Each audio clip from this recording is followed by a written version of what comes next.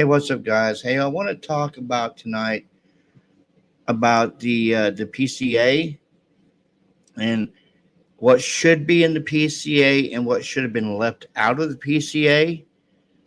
Like some of Dylan's statements should have been left out of the PCA.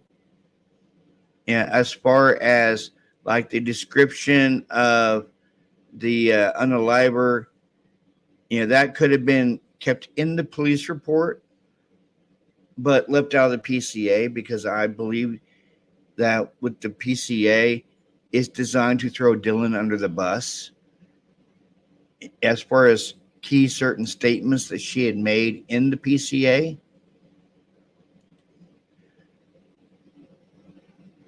Like DM stated she originally went to sleep in her bedroom on the southeast side of the second floor. DM stated she was awoken approximately 4 a.m. by what she stated sounded like Gonzalez playing with her dog in one of the upstairs bedrooms. Okay, now if Kaylee was playing with her dog, then how come the dog was barking for 20 minutes from 4 a.m. to 4:17? That doesn't constitute Kaylee playing with her dog. Her dog could have been in a crate, and that's why it was barking. A short time later, DM stated she heard who she thought was Gonzalez saying something to the effect of, "There's someone here." Okay.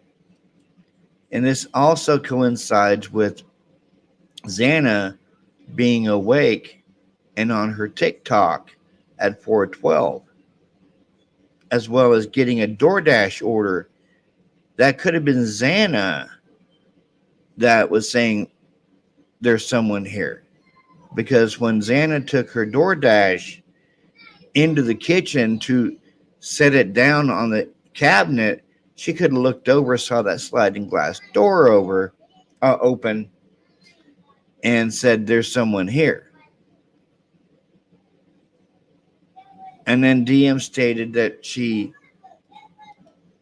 opened the door for the first time and didn't hear nothing. And then DM stated she looked out of her bedroom for the second time after she thought she heard Xana crying. And she heard a male voice going, "It's okay, I'm going to help you."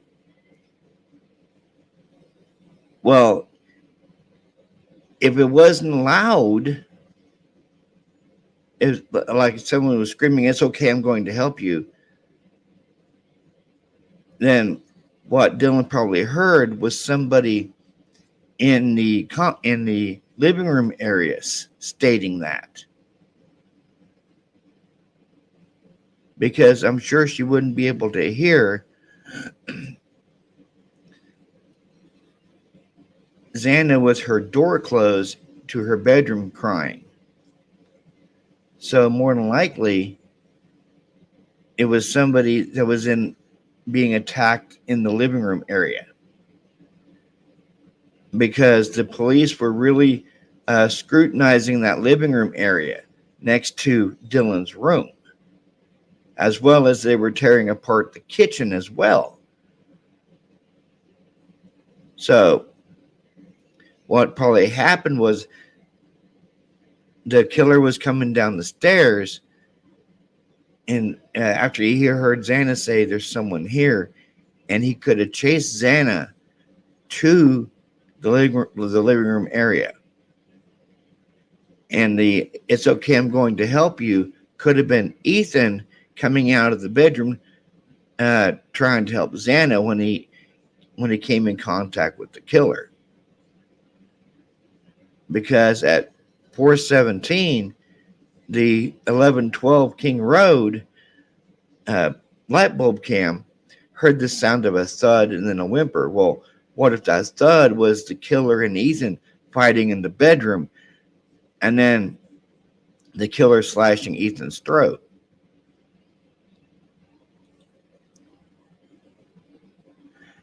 Yeah, DM stated she looked out of her bedroom door for the second time, and after she thought what she heard was Kernodle crying.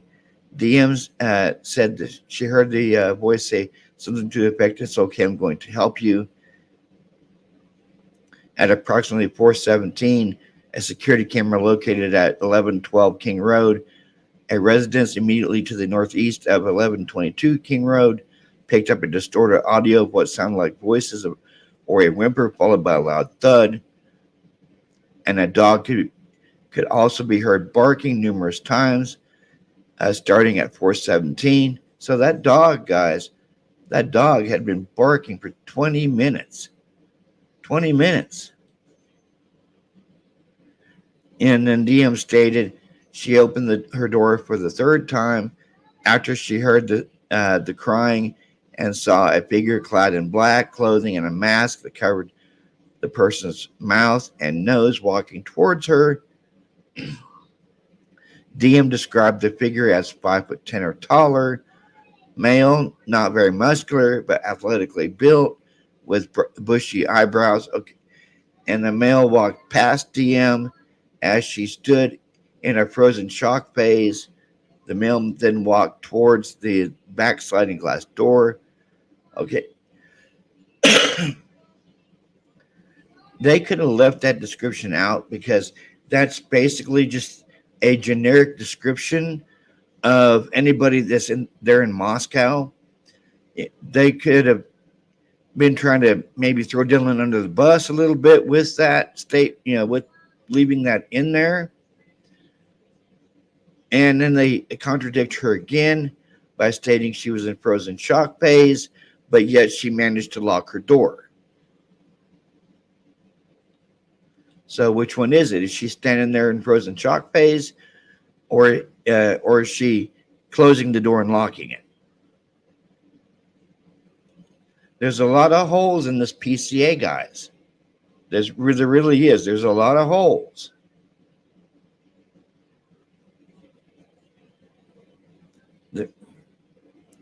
Just by that alone,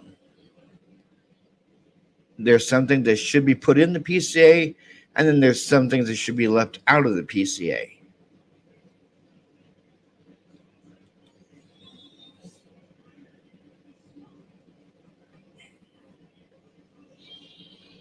The male walked towards the backsliding glass door.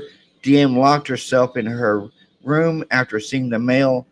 DM did not state that she recognized the male that leads the investigators to believe that the murderer left the scene. The combination of DM's statements and law enforcement reviews of forensic downloads records from BF and DM's phones and a video of a suspect video as described below leads investigators to believe the homicides occurred between 4 a.m. and 4:25 a.m. Okay, that's a very contradicting statement. A video of a suspect video. What does that mean? Did they get the video of the car or what? A video of the suspect video. I'm baffled at what that means.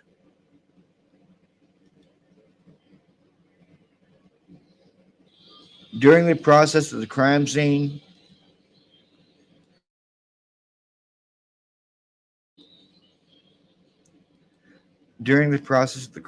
investigators found a latent shoe print. This was located during the second processing of the crime scene by the ISP forensic team by first using a presumptive blood test and then amino black. Okay, this is another thing that could be left out of the PCA because if I remember, Exhibit 3 was a boot print found outside.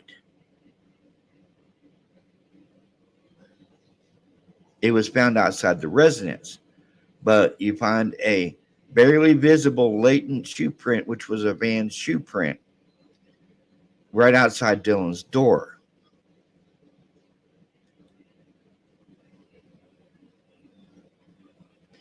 A protein stain that detects the presence of cellular material. The detective shoe print showed a diamond shaped pattern similar to a pattern of Vans type shoe sole just outside the door of DM's bedroom, located on the second floor. That this is consistent with DM's statement regarding the suspect's path of travel. Is it?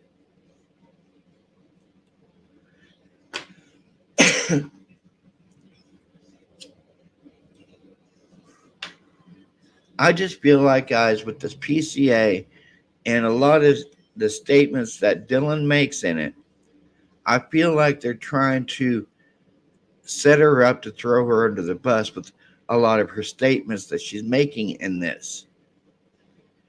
And I know there's a lot of people out there that agree with me on that. That it feels like she's being set up to take a fall for something. Maybe, just maybe, Bethany is a witness. That's why they're setting up Dylan to get thrown under the bus because Bethany's not mentioned in the PCA except one time, where she states that she was with Xana and Ethan over at the Sigma Chi party. That's the only time she's mentioned. But Dylan is mentioned a lot in the PCA. Oh, and she's also mentioned about the digital download of forensic records from her and Dylan's phone. Those are the only times she's mentioned in that PCA. Dylan is mentioned a bunch. So it makes me feel that Dylan is being set up to get thrown under the bus as a scapegoat because a lot of her stuff in that PCA don't make no sense. Like there's some stuff that she has stated in the PCA that could have been left out and maybe put in an actual police report. It just makes you think, guys. It really does. Like, is Brett Payne? Well, we all know Brett Payne's kind of incompetent, but could Brett Payne be setting Dylan up to take a fall? We don't know that for sure.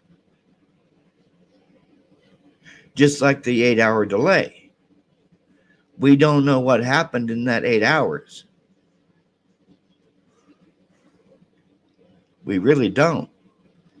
We don't know what happened. We don't know why Dylan didn't call 911 for 8 hours. I'm sorry, but guys, but we don't. We don't know why she called her friends over instead of calling the police over. Now we do know that Phi and Alpha Phi is under investigation. They're on probation for violations. Yeah, for not looking out for their charters and partying and everything else. So we know that much. But do we really know why she didn't call 911? Did she do it because there was something in the house that she didn't want the police to find, so that's why she called them over?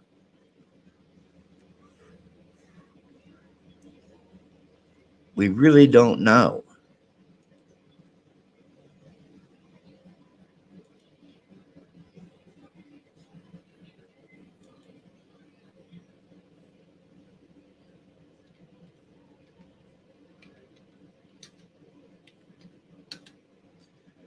But I want to tell you guys a little bit about myself. I really do. I want to tell you guys about myself. I want to get my subscribers and let them know exactly what kind of person I am. I'm a very down to earth and good person. I haven't had the best life. I went to prison back in 2006. Just being dumb back then. Listened to a girl and that girl got me in trouble. I basically got the wrong. I got with the wrong female at the time, and I was doing good until I met her. I actually met her through my girlfriend back then at the time, and it was her best friend. And we broke up, and her best friend seduced me, so I got with her best friend, and it was the worst mistake I ever made, guys. It was the worst mistake I ever made because I only had a year left on probation, and I screwed that all up because she dared me to light a dumpster on fire that was sitting in the parking lot of her apartment complex. So I got charged with attempted arson of a building, not a dwelling. Don't get that twisted. I wouldn't set a house or anything like that on fire. But that was a level 9 non person felony.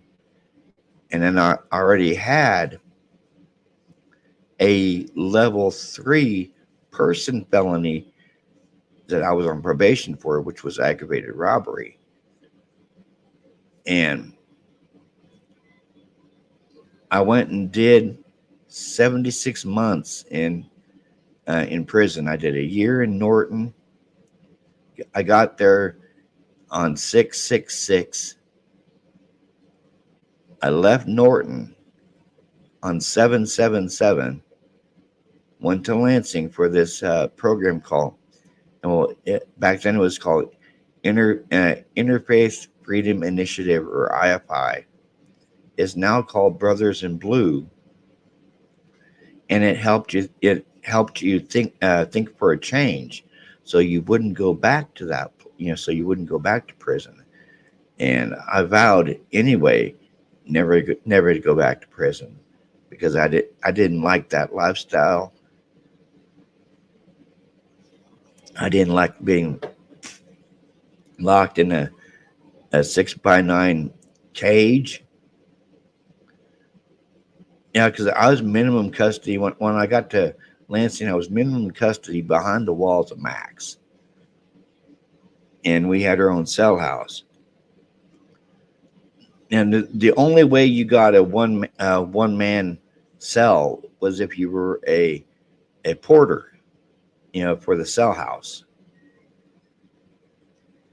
But when you first got there, you were put in 4-man cells. Now, mind you, I had my run of cellmates. I got along with some. I didn't get along with some. The ones I got along with, we still talk today. We still text on Facebook. A couple of them actually attended my wedding. A very good friend of mine. He lives in Colorado now.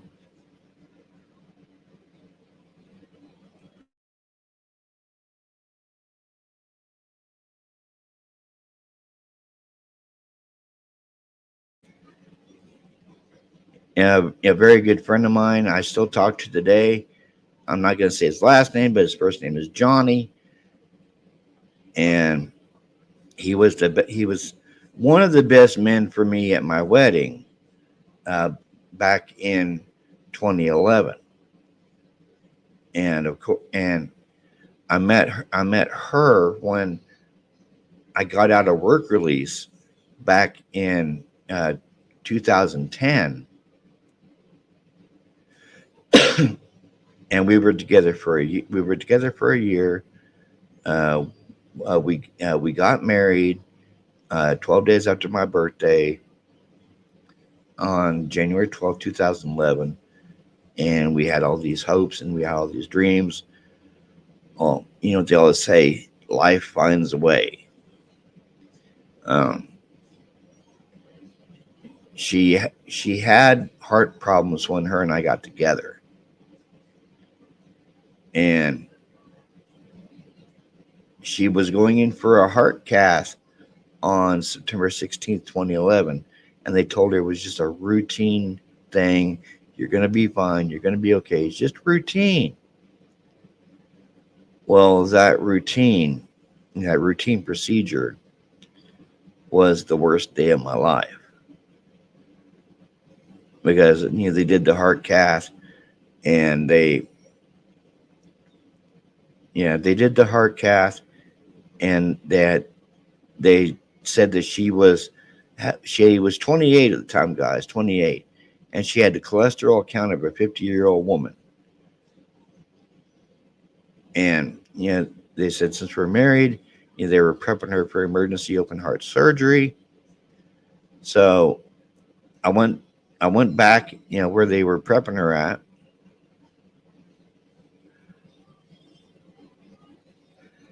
I love you too, Tennille. They were prepping her for emergency open heart surgery, and I walked in the room, guys. I walked in the room, walked around to the right side of the bed. I bent down and I kissed her and I said, "I love you, baby." And she goes, "I love you too." And about 4 minutes later, she went into cardiac arrest with me standing in the room.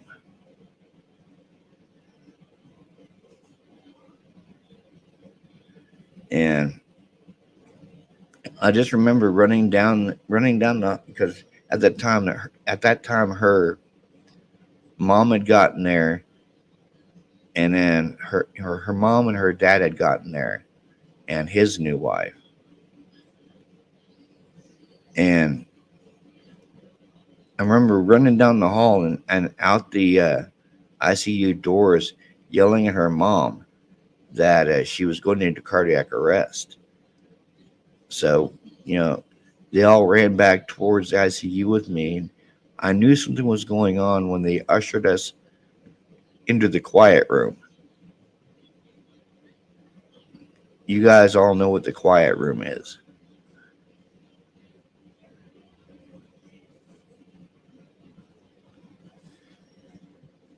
And we were in the quiet, we all were ushered in the quiet room.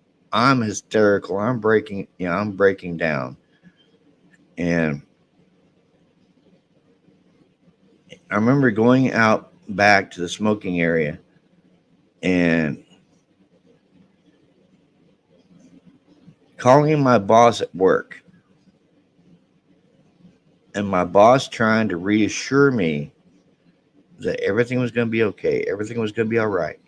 She kept saying, just calm down, just calm down, just calm down.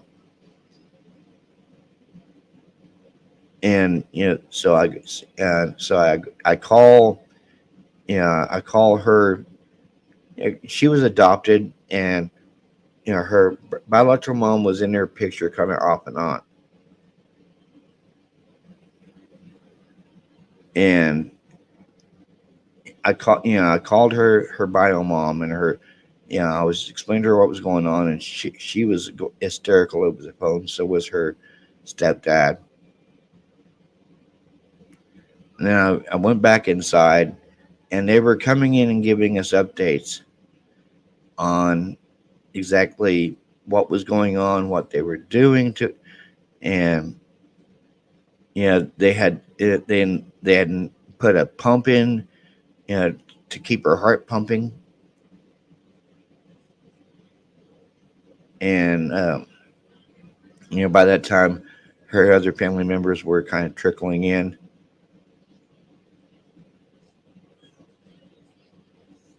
And they kept coming in, giving us updates. And one of the nurses stated that they were going to start the procedure on her in the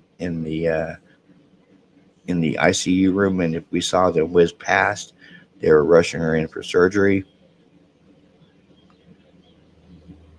Her, she woke up long enough and asked if her mom and dad was there, and they said yes, your mom and dad's here. She lost consciousness again, and right as her aunt was being put, the surgeon was had cut her open to start the procedure. her heart wasn't beating. So he started massaging it, tried to get it to start beating. And right as her aunt was being pushed into the hospital, 'cause, she was in a wheelchair, so they were pushing her wheelchair. Right as her aunt was being pushed in her wheelchair into the hospital, she passed. And they declared her dead at 10:45 a.m. on September 16th, 2011.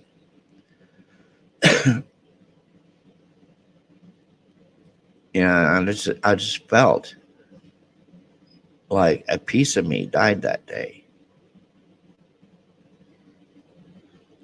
If it hadn't been for my wife right now, the wife I have now, because I met her in 2014, I don't know where I'd be. Um, because I went down right after she passed. I went down a deep and dark hole for a long time. Like I stopped eating and everything else.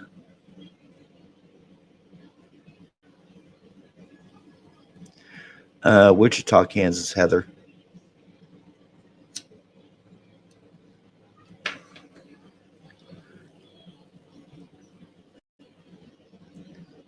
But yeah, for a long time, I went down the deep dark spiral of depression.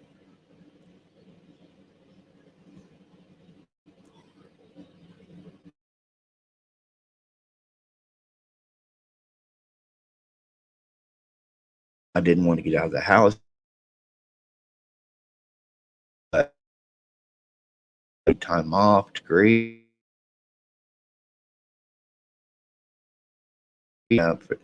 I was a very outgoing person, and then after that happened, I wasn't an outgoing person anymore.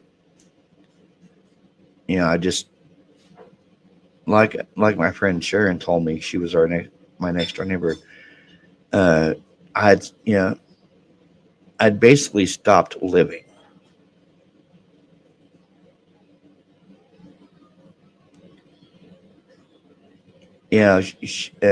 Sharon could tell that there was something going on. I was very somber and I was more somber and depressed than she had ever seen me. And she said she could tell if I didn't snap out of it, then she knew where that road led.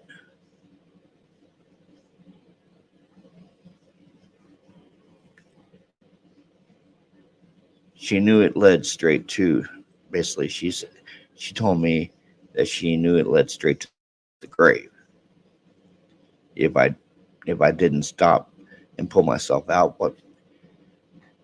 How can you pull yourself out when the love of your life had died?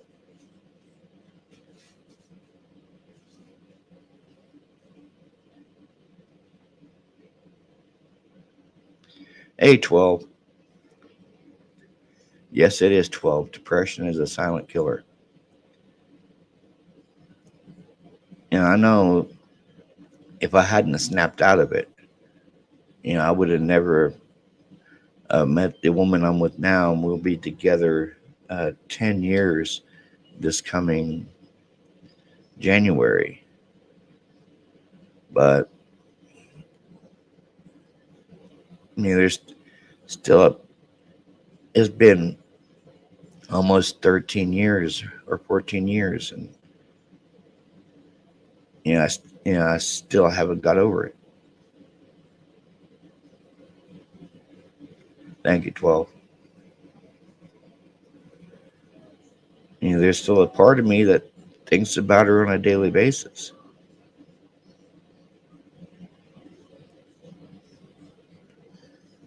I do. I think about my late wife. You know, I think, well, what could it have been if life hadn't intervened?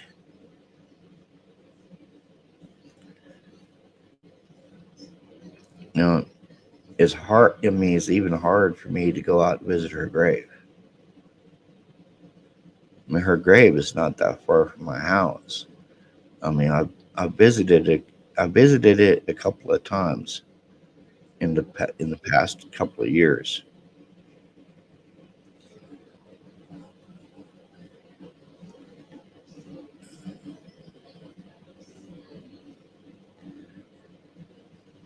No, Heather, I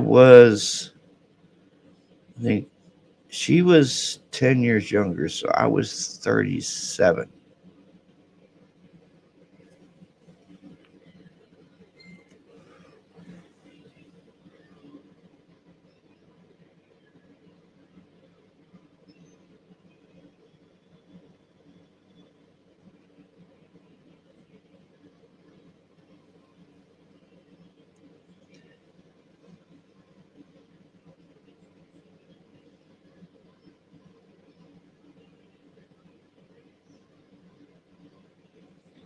Sorry, that was Twiz texting me.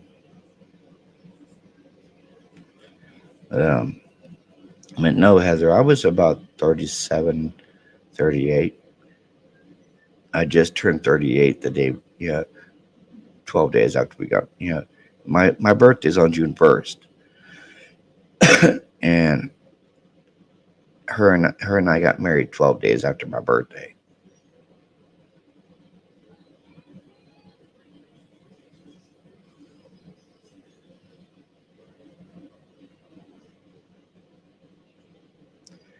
And what hurt the most, though, guys, what hurt the most is, you know, we had all these hopes and these dreams and these plans, and she passed away a month before I got off parole. I got off parole on Halloween in 2011.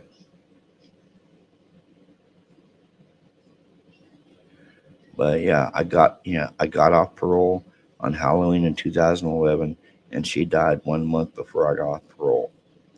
And that was supposed to be the happiest day in our life was the day I got off parole because she was wanting to go to North Carolina to see her aunt Joni, but she died a month before I got off parole.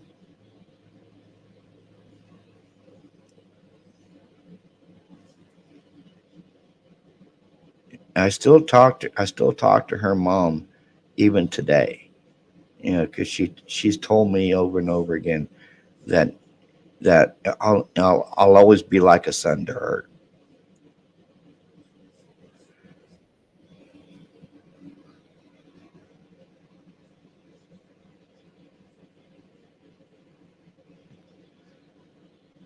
And she told me I'll always be like a son to her. And I helped raise my stepkids. Uh, her mom had her kids, uh, because of uh, because of a DCF incident when they were younger. So her mom had her kids, and we were in the process of getting her kids back when she passed. But her kids grew up. Her my stepson Bobby, he is 19 now. My stepdaughter Shauna is 21. But I helped raise those kids. And a lot of people say that if if they're not your biological kids, and like if the parent passes away, a lot of people say that some step parents will walk away from those children, because there's not a biological connection there. But I never walked away from those kids. Like I told her mom, I love those kids like they're my own kids. And to this day, you know, I've never walked away from them. Her daughter walked away from me because her biological father came back into the picture.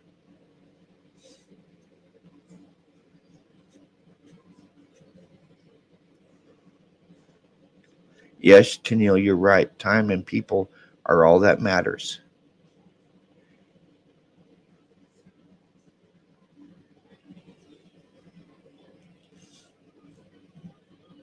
You are very correct there, Tennille.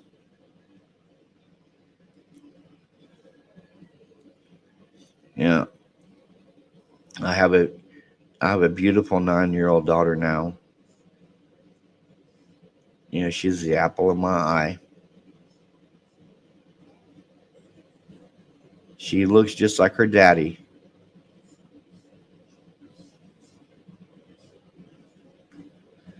Very, very true, 12. Very true. I call her my little. I call her my little shadow because everywhere I go, she's always there.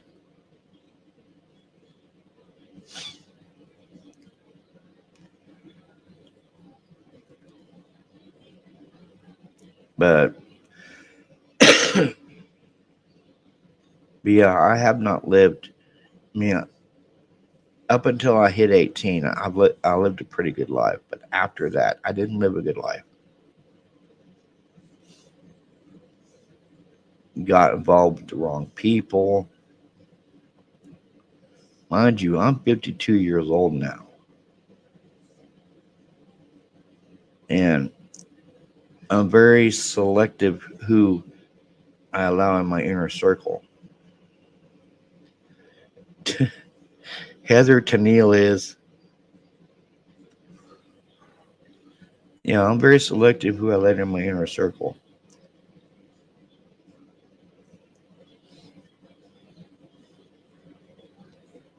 I will tell you one thing.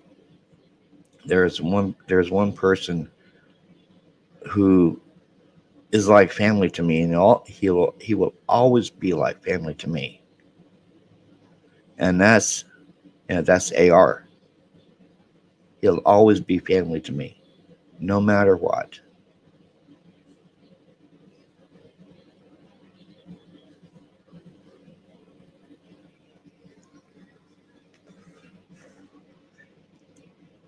Toto's in bed tonight, Heather.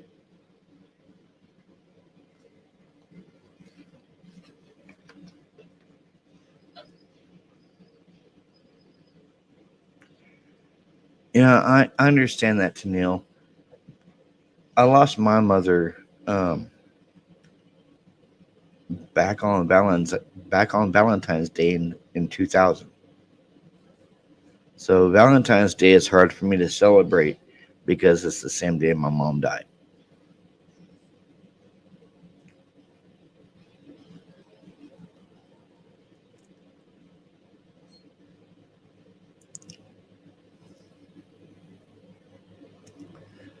But yeah,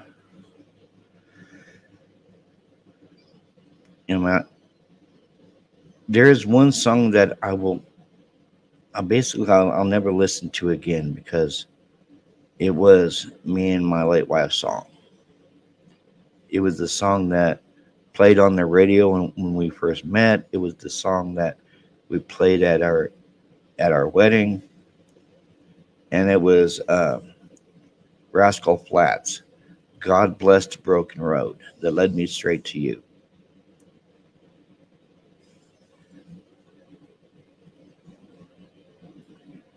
But yeah, that's one song I will never play again because every time I hear it, it makes me cry when I hear it.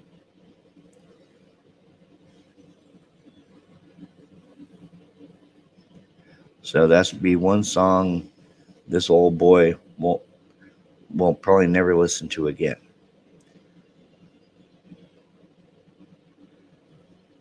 Maybe someday I'll listen to that song again.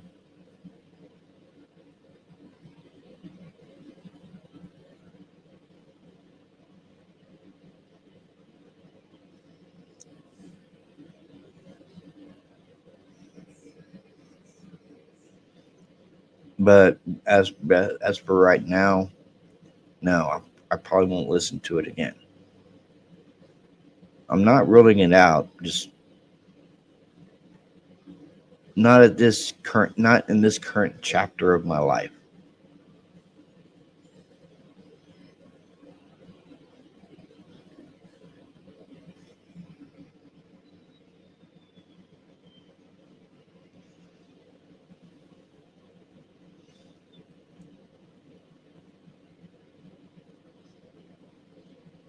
But yeah,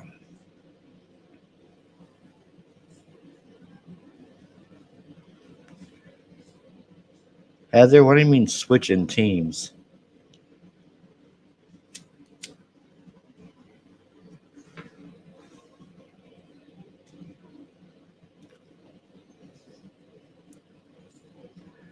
I mean, what's funny though, me and my current wife's anniversary is on the same day of the January 6th Capitol insurrection. That's our anniversary. Is the day of the Capitol riots.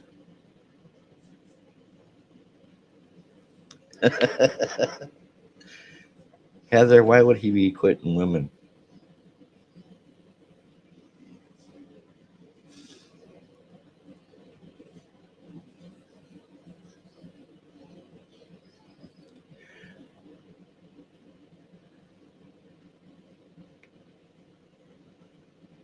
Well, who paid for the insurrection, Tennille?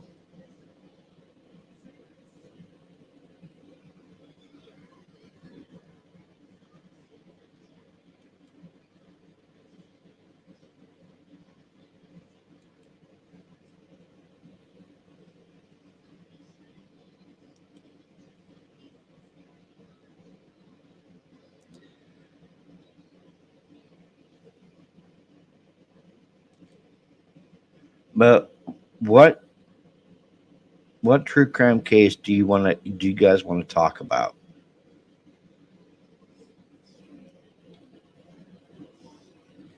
Yeah, I know, Tennille, the lefties.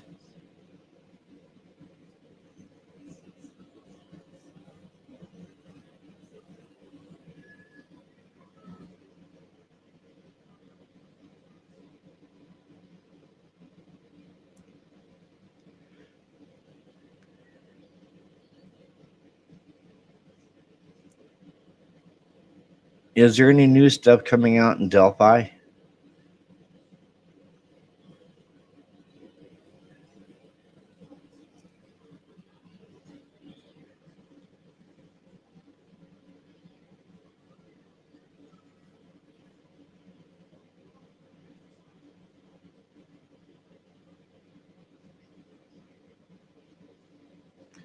Whistling at the Potamoose.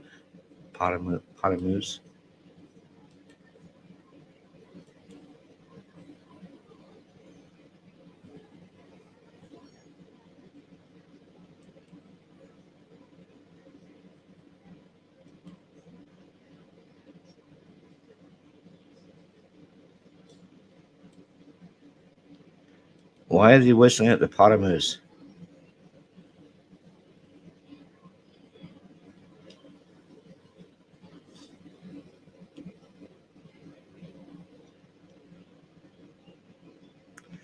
I don't know if they lost the statements and the evidence from the Delphi case. I really don't know. But I know that some of the statements in this Idaho PCA, uh, in that the statements from Dylan shouldn't be in there.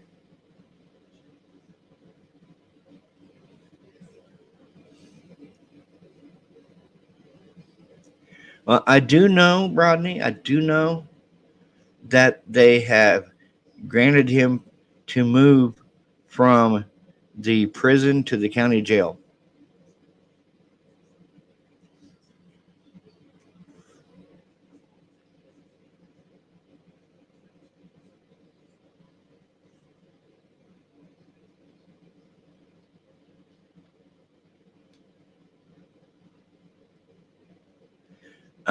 Gets cold where 12 in the prison.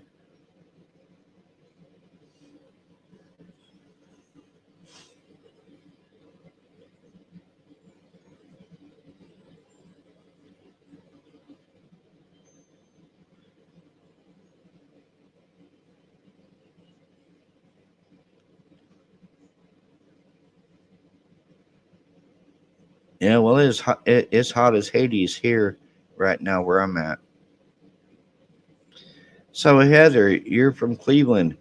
Did you ever meet that wrestler, The Miz, Mike Mizanin? He's from Cleveland. So is Logan Paul.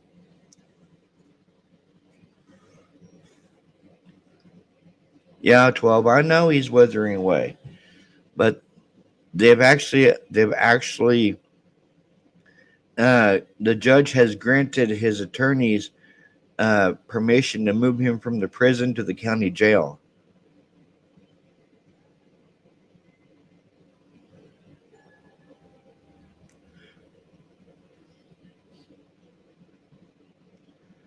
Who lives the next two over? Mike Mizanin?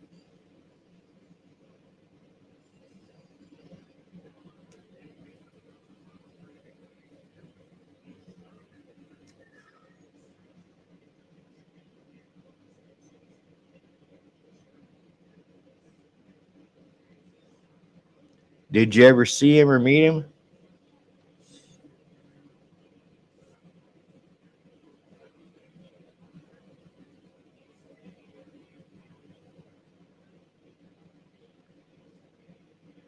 That sucks to be you, Heather.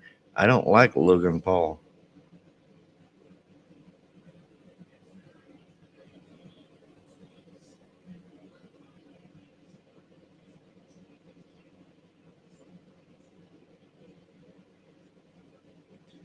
Yeah, I don't like Logan Paul or Jake Paul. I hope Mike Tyson knocks Jake Paul's block off.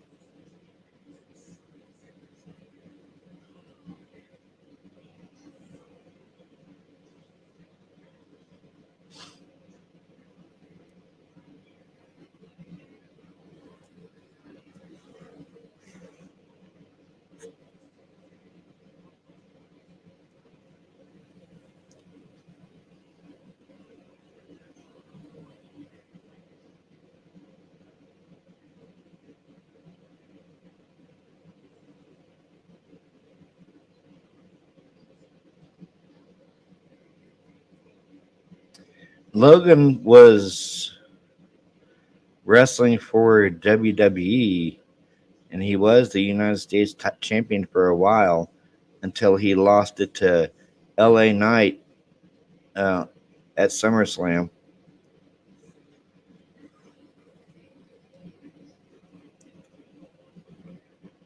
But I'm kind of looking forward to this Mike Tyson Jake Paul fight.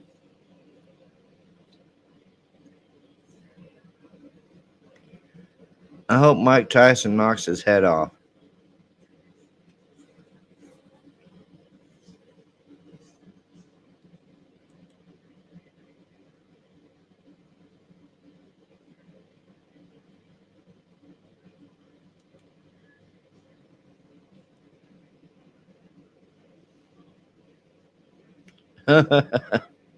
Eats his eat.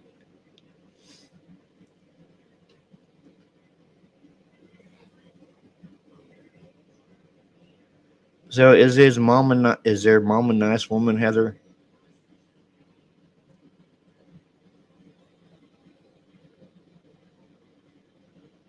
Oh, eats his ear. Oh, kind of like what Mike did to Evander Holyfield back in the day.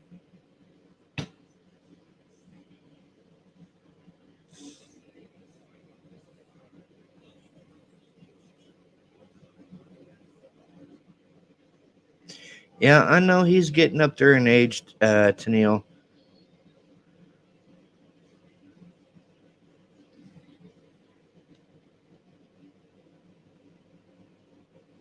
I know he is.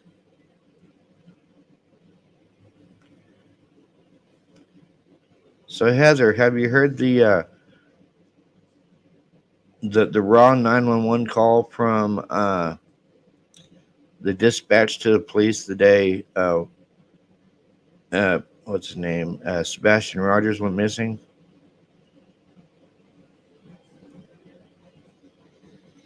Oh, Tennille, it's not Logan that's taking on Mike. It's his brother Jake.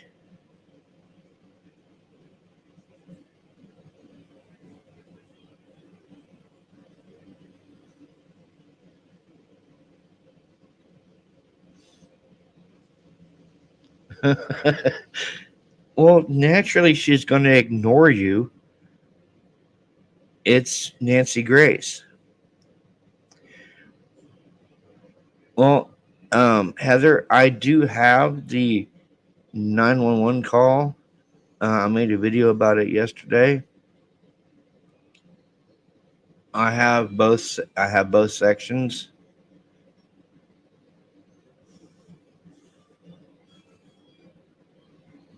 Yeah, I know it's a valid question, Heather.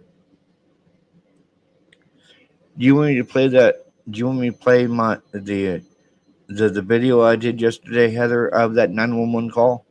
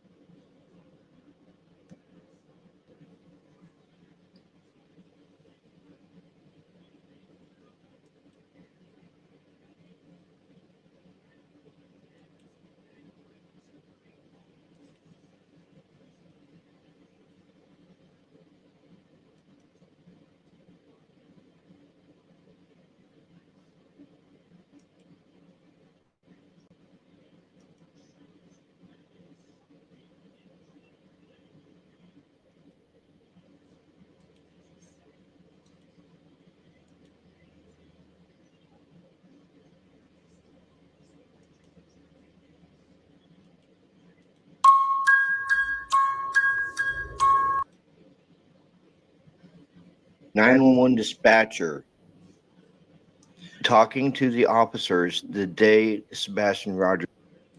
No, it's not a three-way call, Heather. It's the actual dispatchers talking to the police that's out there.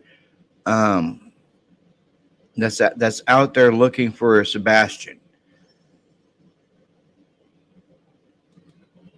Just went missing. Now I got a hold of this audio along with transcripts thanks to Missing in Plain Sight. Go check out their channel and make sure you hit the like and subscribe on their channel and leave them a nice comment.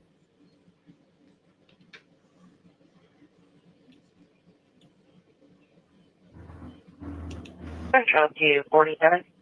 Central to 47 and 184. 24 Long Hall Pike. Freezer. Heading missing juvenile 1008 Stafford Court. 1008 Stafford Court, Hendersonville. Caller advised this morning they woke up and their 15-year-old male is not in the bed.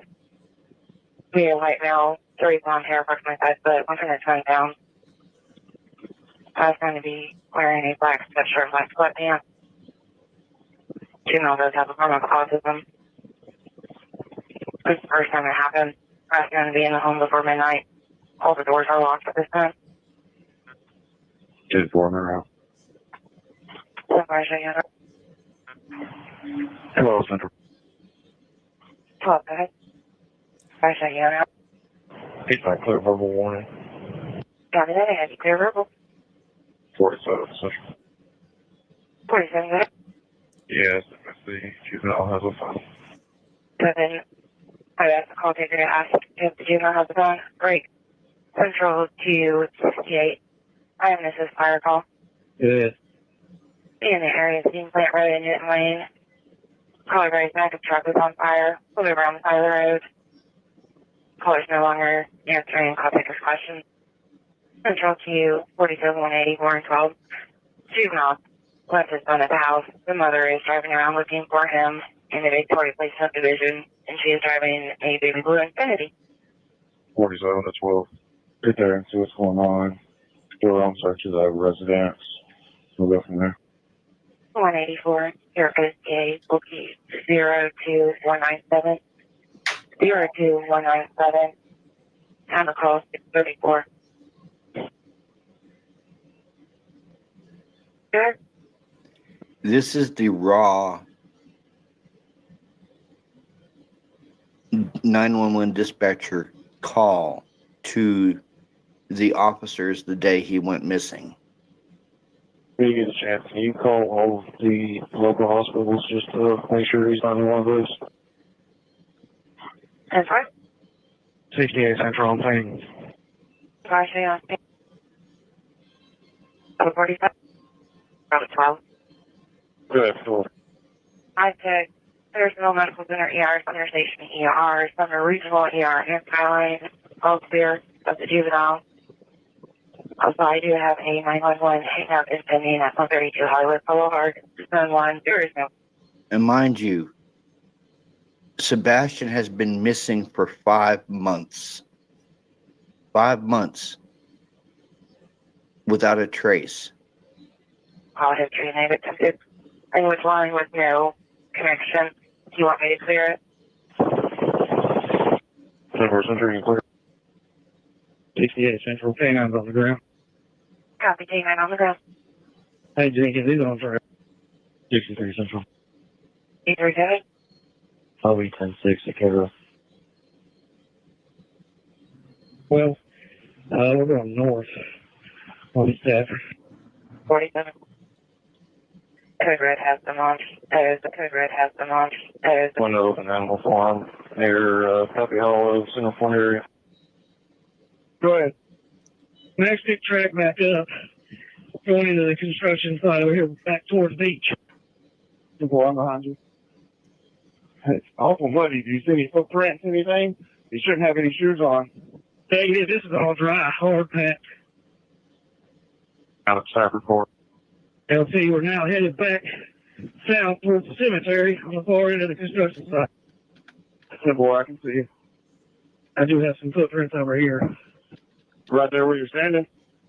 Yeah, leading right over here to the retaining pond. No shoes, just footprints. The shoes that Max went straight into the pond. He literally dove into it. 12 DMA 1, you direct. Hey, repeat that, Rice. Let me make sure he. Max led me straight to the retaining pond. Over behind Willow Boulevard, he dove right into the water. Yeah, do you see any prints around it? There's a few footprints in some of the softer dirt headed straight this way on the track that he was running. 1247, what kind of shoe does he wear? Size 10. 25 Central. That's to Stafford Court. This is the officers on the ground that day he went missing talking over the radio. Go ahead. Do we have a picture yet? That's simple. Can you send it to me, please? 22 Central, yeah. Stafford Court call.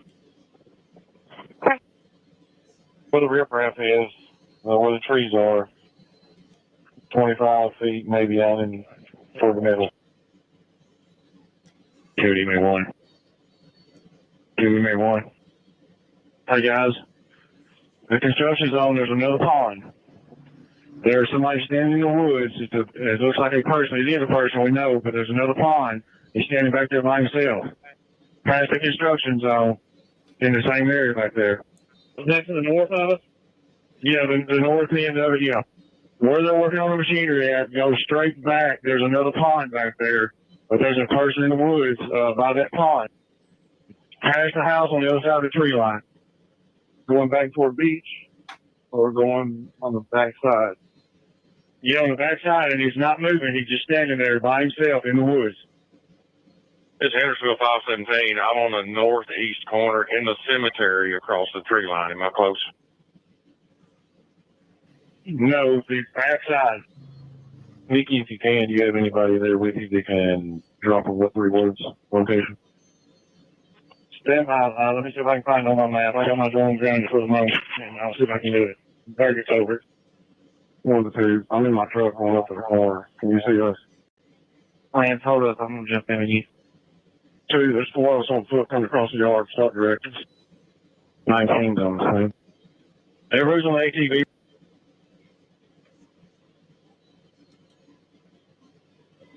Right there in that field, driving straight to the woods. Or straight in, straight in. Keep going like you're going. Keep going. Go left, go left. Just come back, you passed it. We can just throw us on foot on the other side, pick us up and tell us which way to go. Yeah, we only have one drone. We don't want to get off the target, and we got somebody close to it. All right, somebody's walking straight to it right there. So walk. Two people right there. Walk like you're going. Walk like you're going straight into the woods. You should be about 15 foot from it. What's the child's first name? She'll be all over it, whatever it is right there. The two people walking the woods. It's a mannequin. Sorry, guys. Look just like a person from the air. Hendersonville 66. What's the name of the child that we're looking for? First name is Sebastian. I'm sorry, can you repeat that? First name is Sebastian. We have a last known physical description, i.e. clothing. Last clothing description was black sweatpants with a white stripe, black long sleeve t-shirt with a print. Just one thing. T3 Central Back to Service. Nikki, how many drones do y'all have up? One at the moment. I've got mine grounded so I can get Sartopo up. I'll be back in the air momentarily. 10-4. Central on scene. Put 2 out here, will be. Bryce, calling, please. Timbo, Who's at the residence? I just got back here. 10-4. Has anybody been there since the initial? There's a whole bunch of people here now. My mom has. 12 to 55. 12 to 55. Yes, sir. Can you help me listen to the radio on the north end until we wrap this up, please? Yes, sir.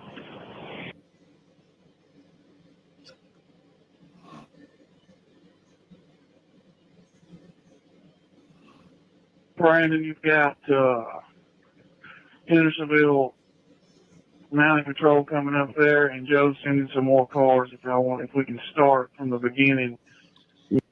It was an expansive search for Sebastian by the law enforcement officials that day. And you had Katie Proudfoot driving around in her powder blue SUV. In the original house, set up a new plan up there. Correction, baby blue SUV. Yeah, boy, that's what we're doing now, sir. Thank you. 63 Central Clear, false call. Our U.S. neighbor advised that he's found the child under his son's car, which is across the street, 2 doors up. So be sure and search under cars and under things. Go ahead. Who do you want to go with this other canine search and rescue? Temple. There's Buchanan. HFG down here at the end of the road. I'm going to direct him to the pond. 12. Go ahead. I just talked to the GC, the construction back here. He's going to start getting the word out to all his crews that are out here working. Temple, thank you. He's going to have them check all their current under construction sites that they're working on, and then report back. Temple is associated with 1008 staff report. Supposed to be coming back to 1008 staff report so we can get a game plan and reconvene. Hey, Target, can you put a drone right over top of this trash can, this dumpster, see if there's anything in it? 12. All the buildings are very clear. Temple, come back to 1008. We're going to put 2 on groups. Send up. Timber. 16 Central. In service with East West. 12 Central. 16 will be Patrol Supervisor. I'll be Team Commander at 1008. It's kind of sad to think, guys, that it's been 5 months and there is still no sign of Sebastian anywhere. It makes you wonder if he is still among the living. It's just so sad.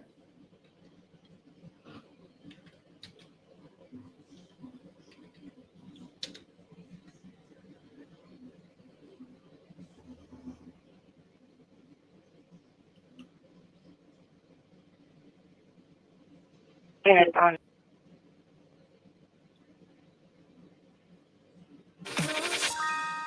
Pay with Venmo at popular summer spots. Spend pool days, movie night.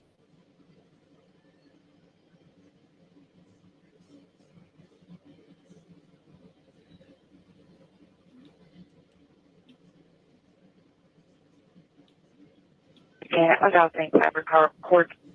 We've had a caller call in, advising approximately 5 to 6 minutes ago he saw 2 juveniles, one in a black sweatshirt and one female with a backpack on, between Long Hollow Church and Somerset Downs.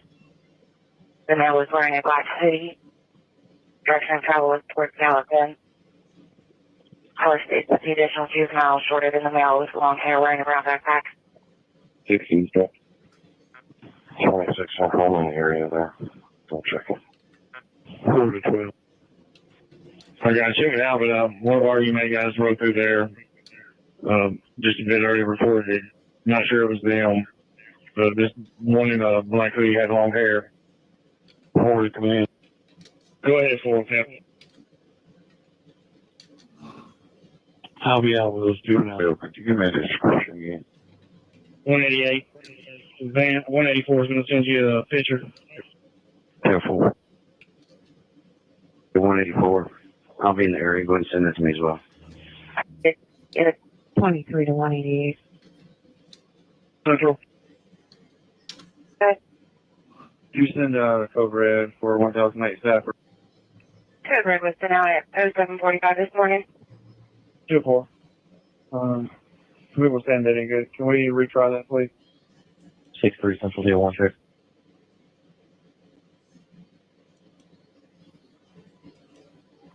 Go ahead, sir. Can you come to 1008 Stafford, please? 3-4. Did you get the picture? I sent it to you. I did. 10-4. 63. Marcos Rangel is clear in CIC through name, date of birth only. I don't have a social.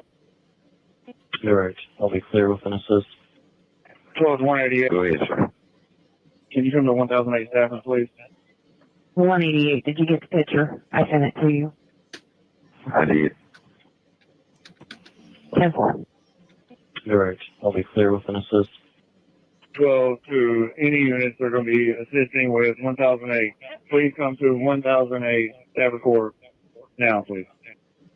4 Central. Escorting one white female juvenile, one male juvenile to Beach High School. My age is 57 through 55. 4 of your boys are still up. 26 Central, I'll clear 4. I'm still in the area. Did you copy my traffic? 4 Central. Perfect. Beach High School, 57 through 56. You copy traffic. 809. Central. Moving history is this address.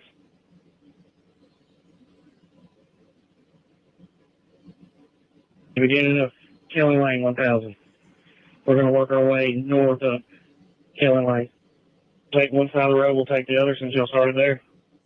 That's fine. I'll get these 2 houses right here, and we'll take the right side.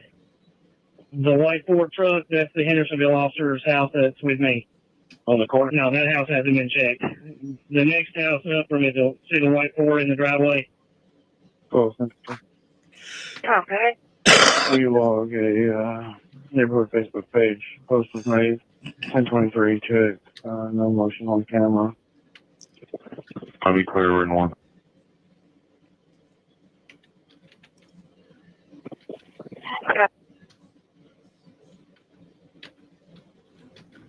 Token branch.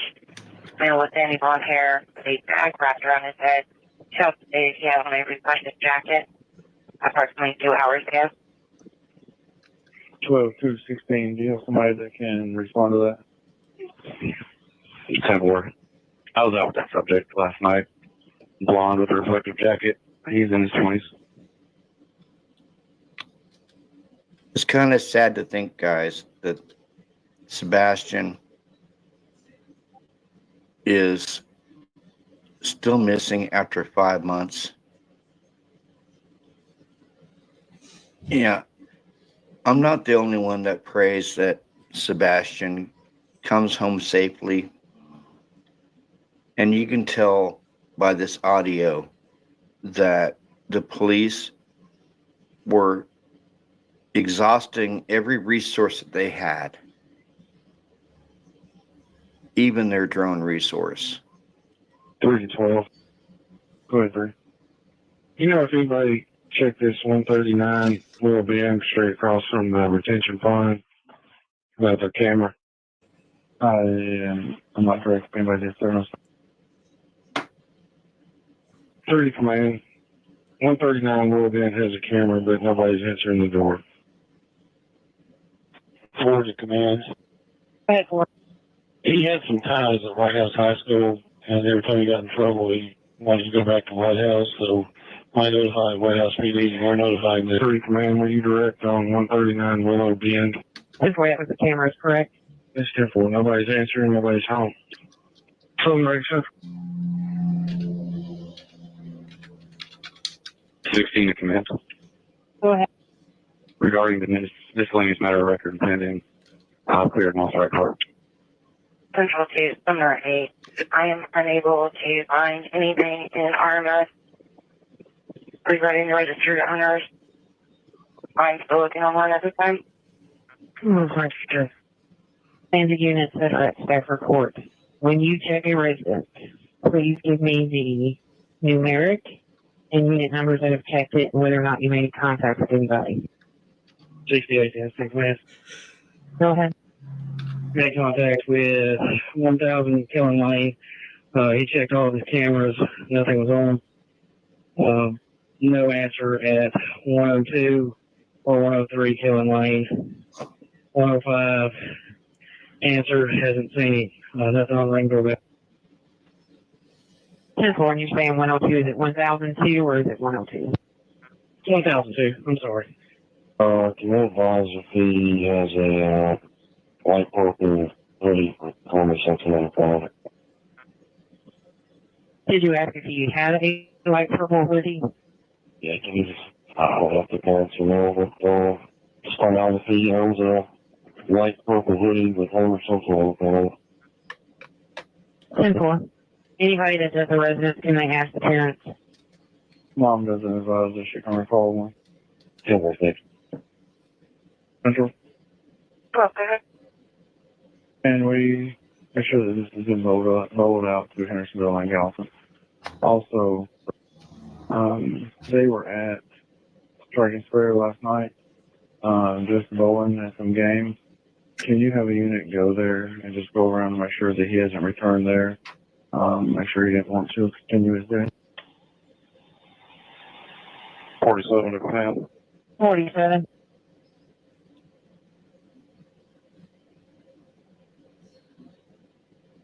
'68 and Hendersonville 517. And then What was your traffic? 517 Hendersonville is with me. 1006 no contact. 1008 made contact. Hasn't seen anything. 1010 contact. They hadn't seen anything either. Nothing on ring doorbell. 47 to command. 47. We're both bring cameras over. No one's home. Determine the size of his spot. Wait for them to get it all set up. Command the units on Stafford. I'm going to the command post. If you say anything, I'll be out of pocket for just a few seconds. 63. I'll be at the center regional. We're leaving 61. 22 to command. They're looking everywhere for him and they can't find him. 1012 Killing Lane through 22 command. 22. The lady at 1032 Killing runs the neighborhood Facebook page and she's updating it to request people to look in their crawl spaces and hidden areas. 10-4. Fine. Go ahead. Hey, on at 1017 Killing Lane, did y'all happen to check the crawl space? I will have to check my list, but if it wasn't locked from the outside, it was checked. 47 to command. 47. Effort. They are reviewing their camera footage right now. Well, are you guys giving them numbers to call if they find anything? Several. 184 is still with them right now. 10-4. Go ahead. Need some check contact and they got the cameras checked. No, that's not. 184, your low volume. They got cameras checked. April 1018, they checked the cameras. No contact. 10-4. I'm gonna walk through the cemetery. Just to the west of Beach High School. I'll be out at St. John Missionary. 85. Check along. On foot.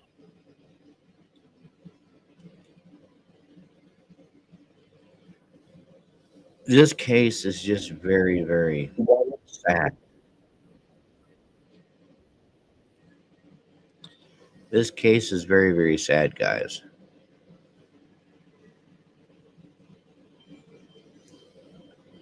It's almost sad. It's almost sadder than the Idaho 4 case. It really is.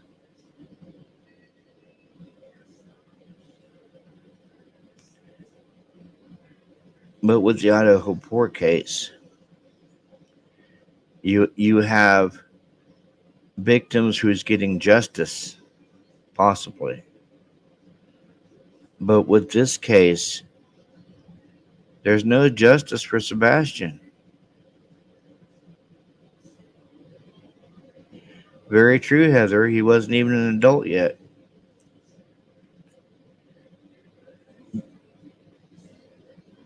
I hope Sebastian gets justice. But the way it's looking, I don't think he will get justice.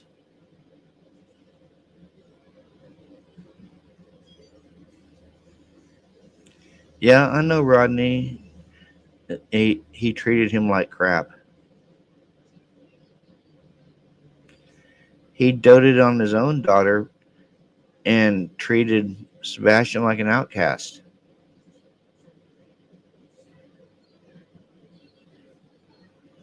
That's the sad part. He doted on his own daughter and treated Sebastian like an outcast. I mean, even the only time he would bring his daughter over, CP, was when Sebastian wasn't there. When Sebastian was at his dad's house for like Christmas break, because he didn't want Sebastian around his daughter.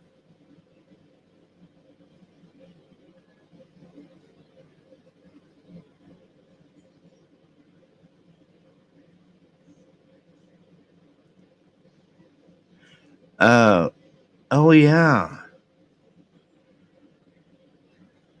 Sebastian was molested while in the home of his mama by a friend of hers, I believe, or was a friend of CP's.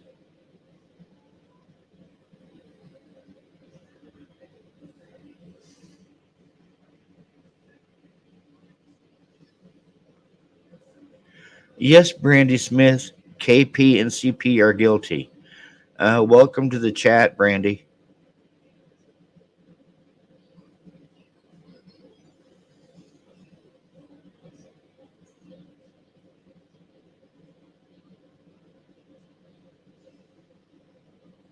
Oh yeah, Rodney. Imagine flogging an autistic 15-year-old with a belt, the terror mate. Yep.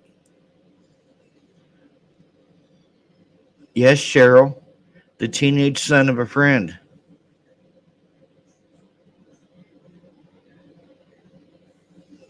mean, that had to be very traumatic for Sebastian to go through.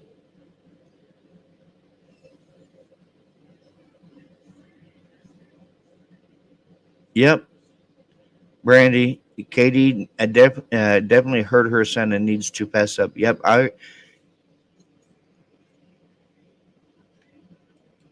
I totally agree with you. Totally. She needs to fess up. Now, did you guys hear about her husband CP going on this podcast and raking this podcast host over the coals and cussing her out and everything?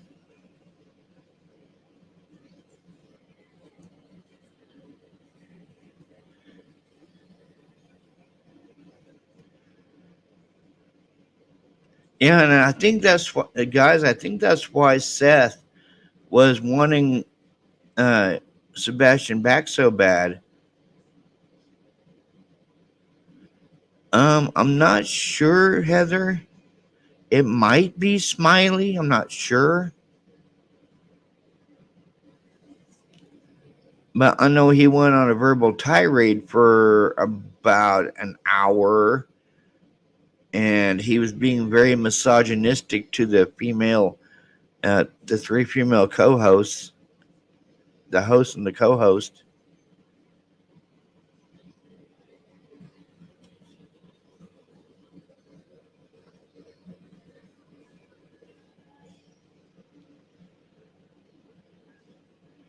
But I mean, how can you just disappear out of a house with locked doors and your bedroom door was locked? And then his mom hearing noises come from his room and her just yell at him to shut up and go to bed. She didn't know what was going on in that room. But yet he mysteriously disappeared from the time he went to bed to 6 o'clock in the morning.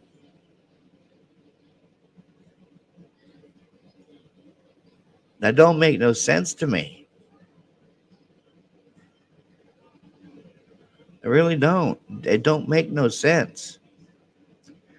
How can a 15-year-old child who's autistic, mind you, autistic, disappear out of a home where the home is locked up tighter than a drum and just disappear into thin air?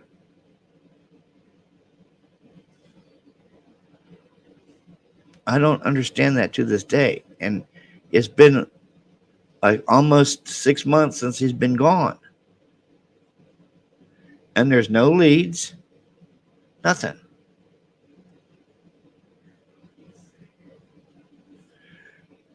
Yeah, Tennille, I kind of agree with you a little bit.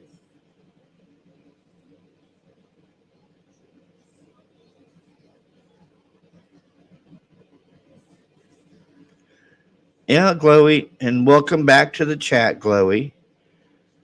KP and CP, his mom and stepdad, in my opinion, did this, was planned, no accident. Yeah, I totally agree with that. Because look at the interviews that they have. Chris doesn't look remorseful for Sebastian being gone.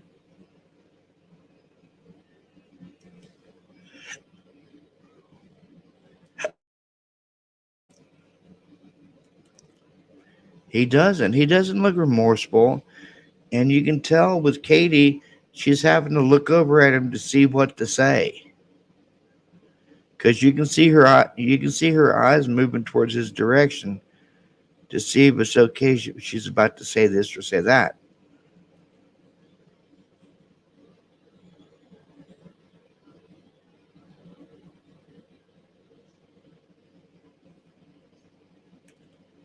Yeah, Cheryl.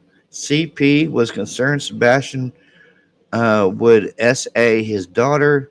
CP family is mafia like, and his parents flew to Alaska on a private plane the morning after he went missing.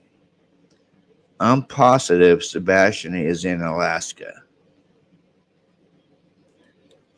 Do you think they could have kidnapped him and went to Alaska, Tennille? Cheryl? I mean, that could be a possibility.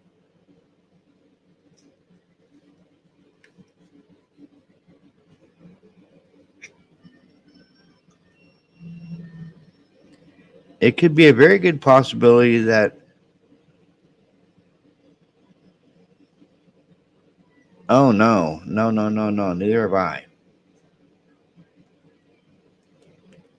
I've never heard one loving word from Katie about Sebastian. No, I haven't heard it either.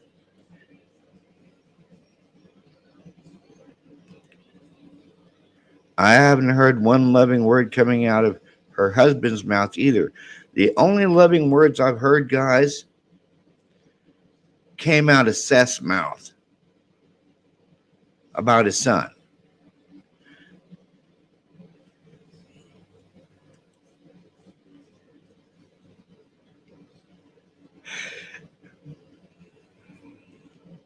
That's true, Heather. I mean, what do you, Heather? How do you feel about the Alaska theory?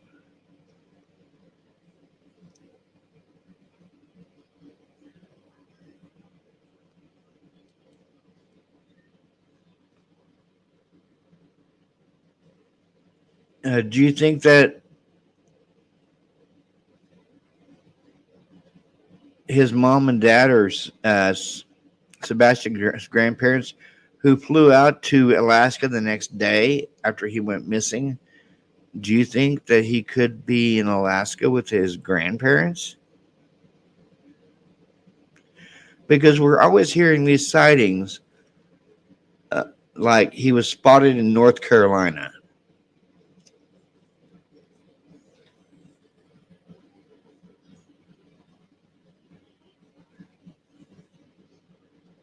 Now, I've never seen any proof of that. I've never seen any evidence that would point me to believe that he was spotted in North Carolina.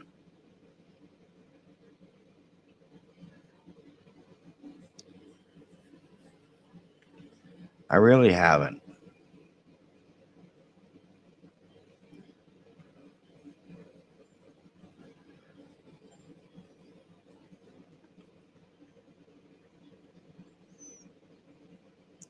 Well, do you think maybe, Heather, wet and cold? I mean, it is cold in Alaska.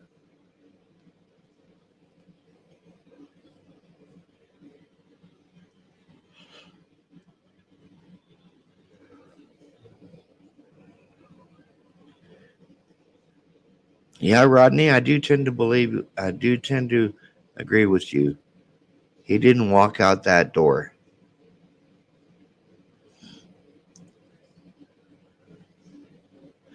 I don't think he walked out that door either.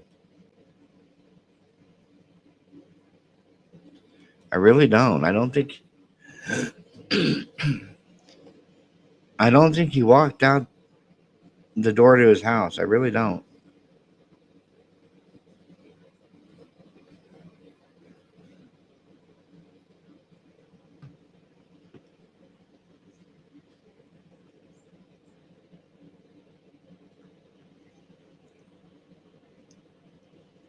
Well, what are you guys' thoughts?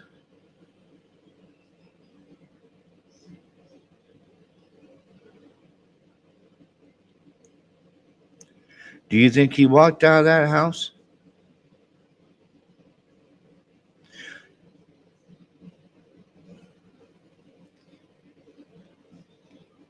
I like the comment, Heather. Your comment just got a star.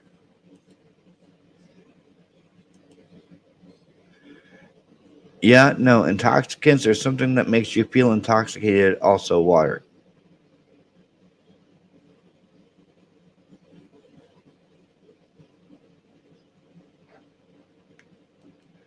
Heather, do you think maybe Heather or Tennille or Cheryl or all three of you at the same time? Do you think that maybe they might have slipped something in a drink and gave it to him the night he went to bed? Or him and his mom did go to Texas Roadhouse that evening.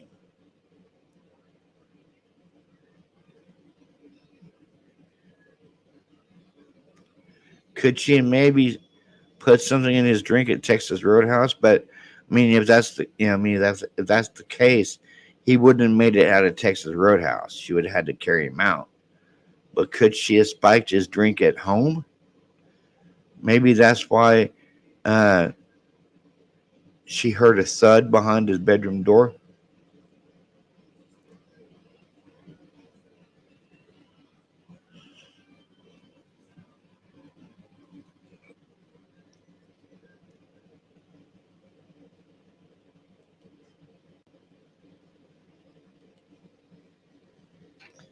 I'm just exploring the possibilities.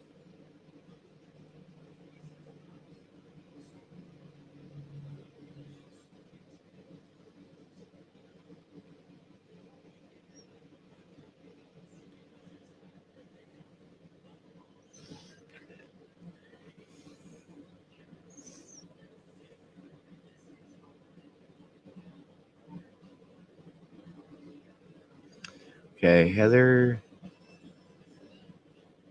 your question's getting a star.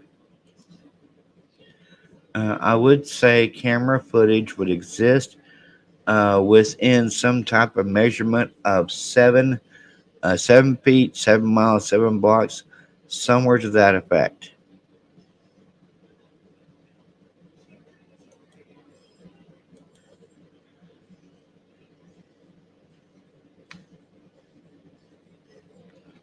He's not in Alaska with his grandparents.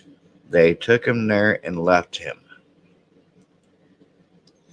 I think the stepdad lost his cool.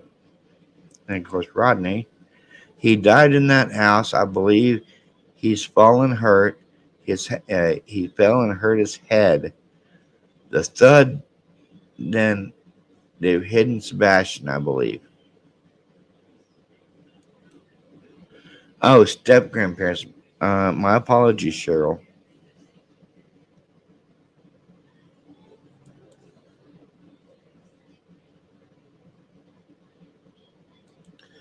Also, it seems possible that a woman was brutal. Um, do you think it could have been Katie, Heather, that was brutal? December 7th is Sebastian's birthday.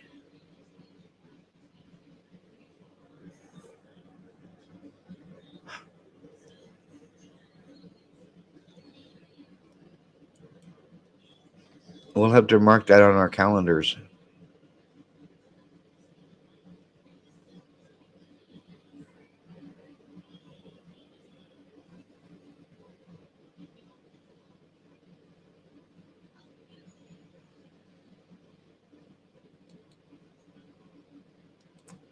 December 7th is Sebastian's birthday.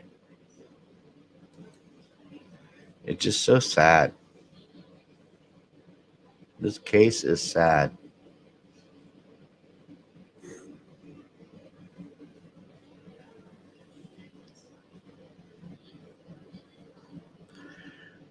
Well, thank you very much, Cheryl.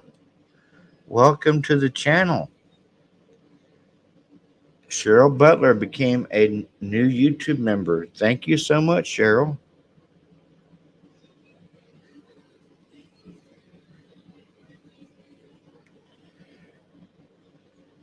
With the membership to the channel, Cheryl, you get member shout outs, you get member only videos, you get members lives, you get members perks, which I'm working on, which will be custom emojis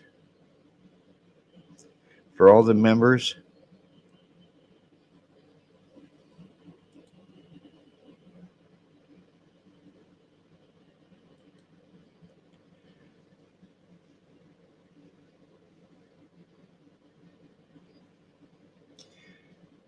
Chiron and Node are in the first house in Aries. Chiron is the wounded warrior. A Node is a fate. It is fate. Aries is war, brutal and violent. And just for becoming a member, Cheryl,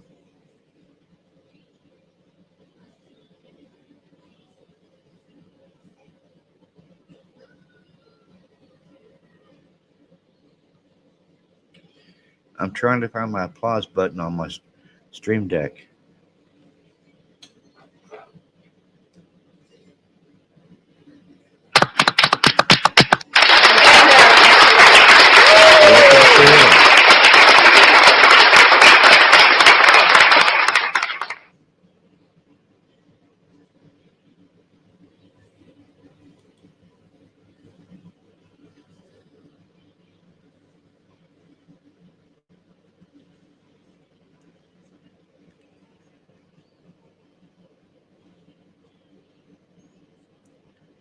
Hey Heather, Cheryl wants to know what you were just explaining, what it means.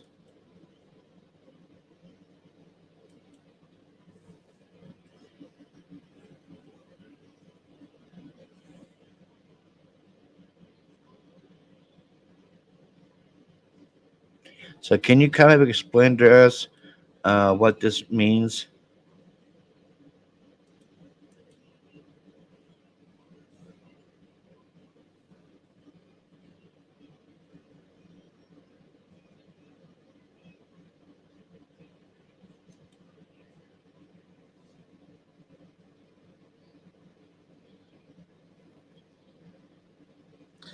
Okay. Also, Moon is at 29 degrees Virgo in the seventh. Very methodical, overbearing perfection would be the focus and drive of the mother.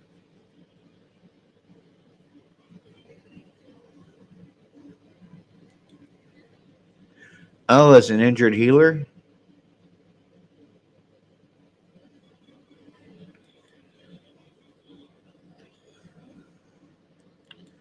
Oh, Chiron is a wounded healer?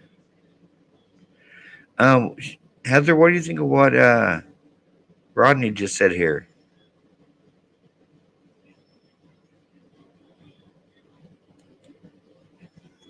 That night was an eclipse.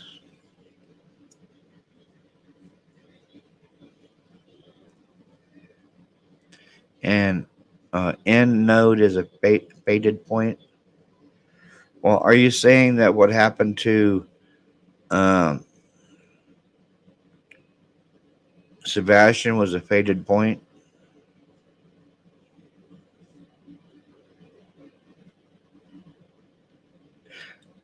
Yes, I know, Tennille. For the mother to speak out is cray.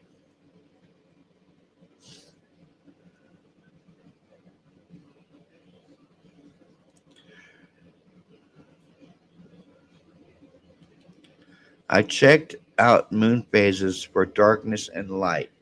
There was an eclipse.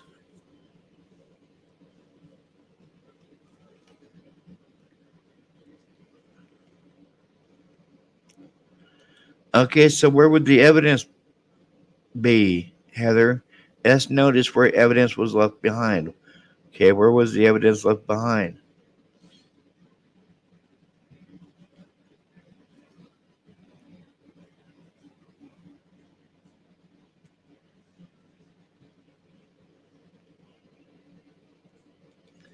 Aries is think masculine, powerful, built strength, war. Could that be Chris Proudfoot, Heather?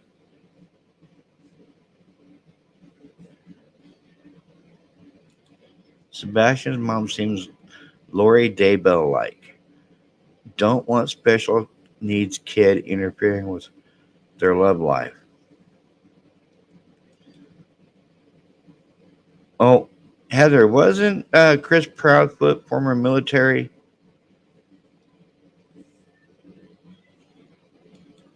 Fighting Crimson stuff.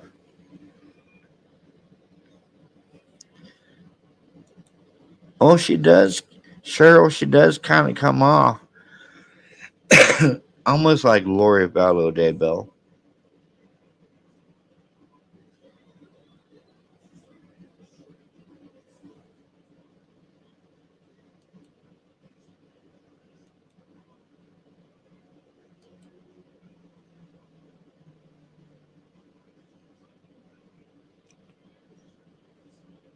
Yeah, Lori was cray as it gets. Yeah, she was cray cray.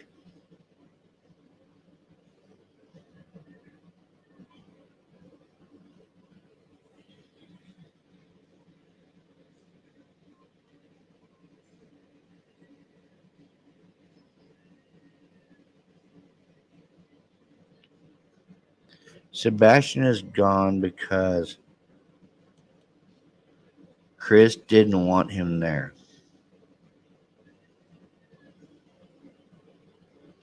I mean, that's kind of, yeah, I mean, that's kind of, that Chris does come up as that way, and it's kind of sad. Hey, Jojo B, how you doing?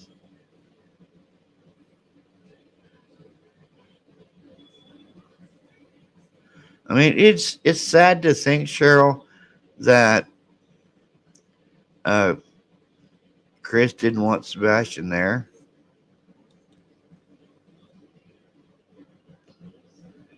I mean, after all, I mean, when he went to spend Christmas with his dad, that's the only time he wanted his daughter over there was when Sebastian was gone. Oh, I'm doing okay, Jojo.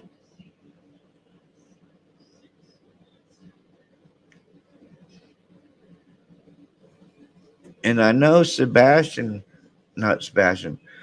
I know Seth was fighting to get Sebastian back.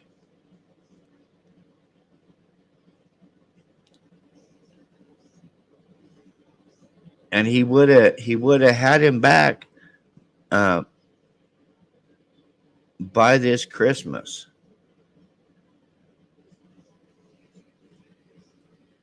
But so apparently Seth has created his own channel.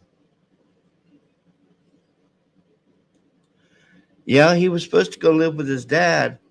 Um, his dad was fighting to get him back, and it was supposed to have been Christmas this year. He would have got full custody back. But yeah, Seth has his own channel,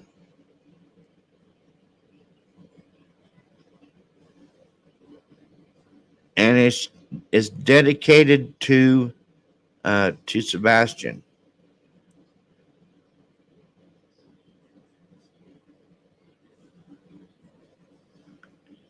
Here, I can show you his channel, so that way, if you guys want to go, um, leave him a nice comment and a like and stuff, you can.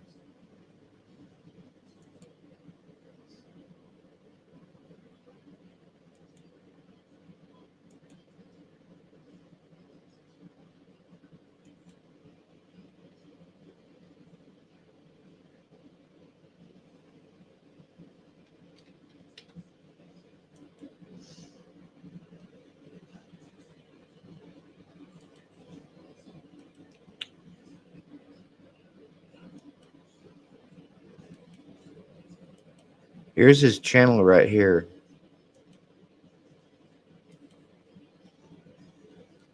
That's Seth's channel.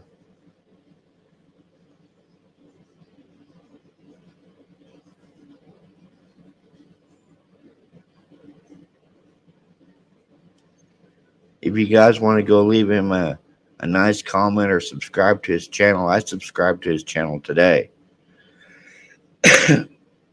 But he created this channel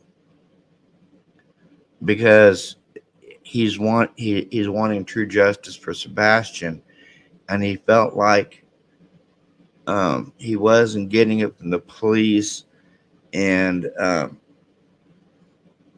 mean, there's a I watched one of the videos that he did, and he feels like some of the people in our community just do conspiracy theories about his son. So that's why he created this channel.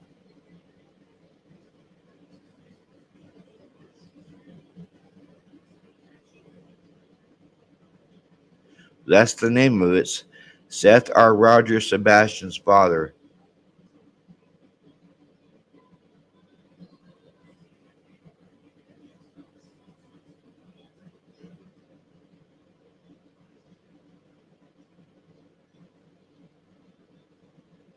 Very true. Very true, Heather. Very true. And yes, Cheryl, I know. It's like the Idaho 4 case. So frustrating. Someone knows the truth in both cases.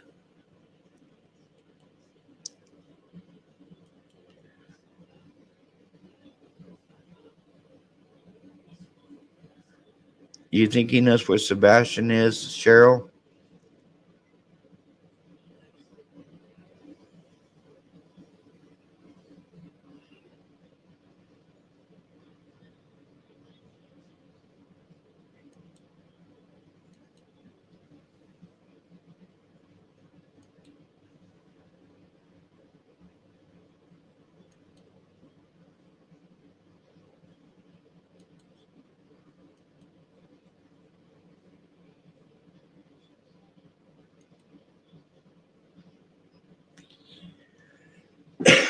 Yeah, I updated my avatars. I got a bunch of Brandon Lee avatars now.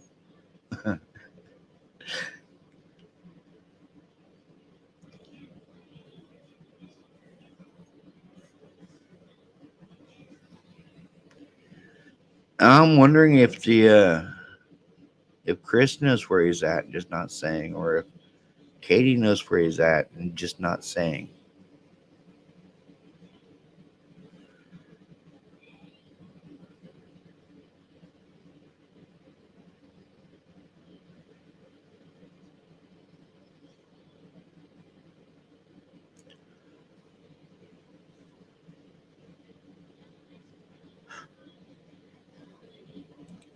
Okay, the sun and the fifth, 11th houses are at seven degrees of their signs.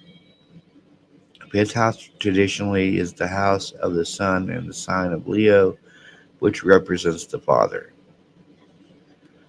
So, is it pointing to Seth, Heather?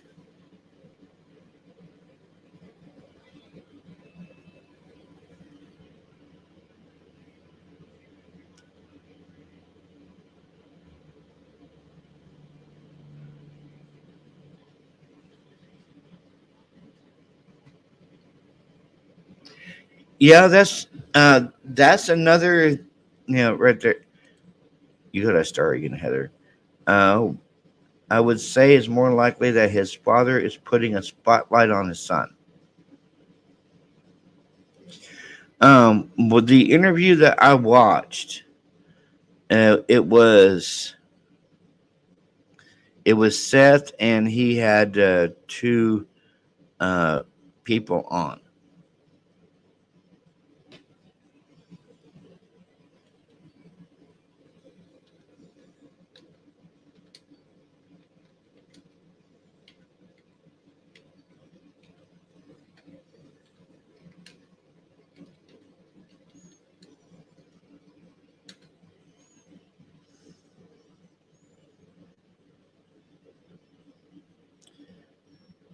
Oh, I know Seth is bringing it to the public.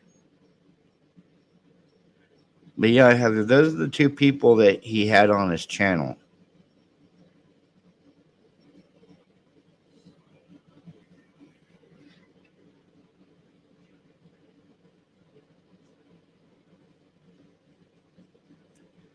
And he said that's the whole reason why he created his YouTube channel, because he wanted to keep his son in the spotlight.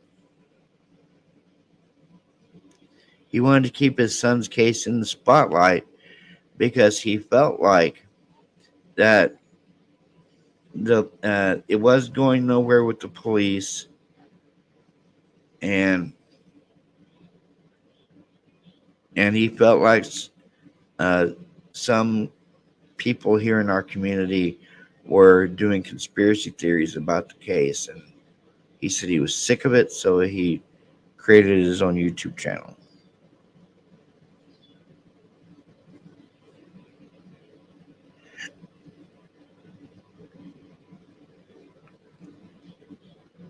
Oh, I know, Rodney. I know.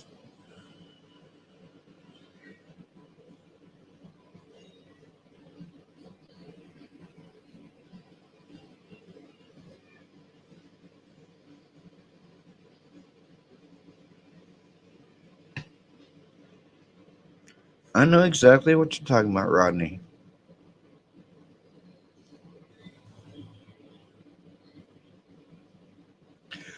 Oh, I know his mom is a very strict female, Heather. I know. I know his mom is a very, very strict female.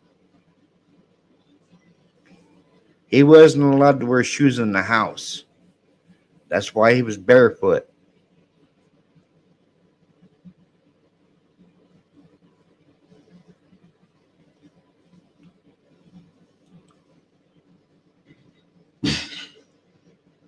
"29 degrees is the last degree of a sign, so it's like something is over. Things change." Yep, Heather. Yep.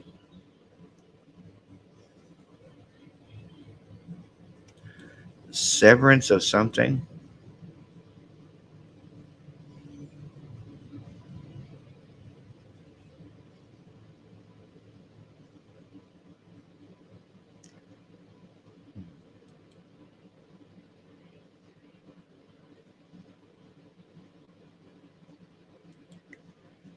I just misunderstood Heather's comment about the father knows.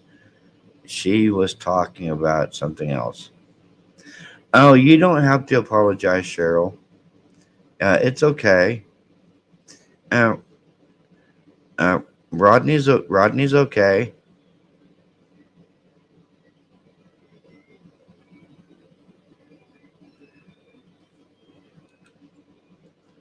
But I do know that,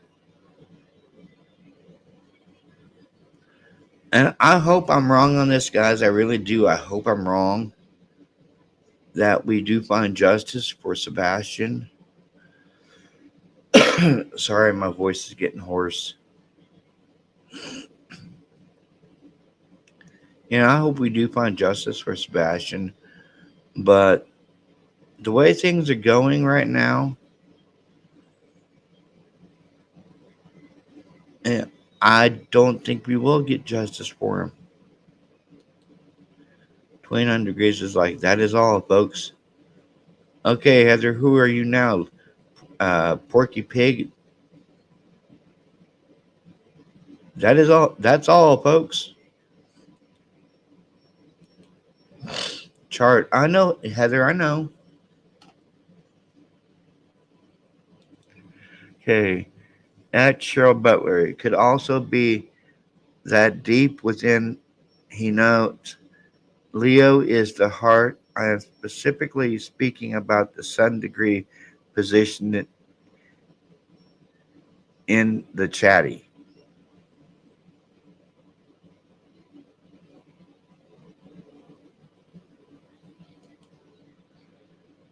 I know he needs justice too, Rodney.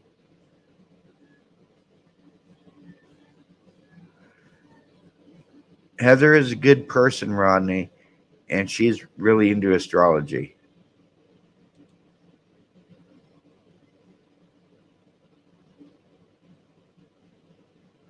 Oh, okay. The mother is the moon, her last act.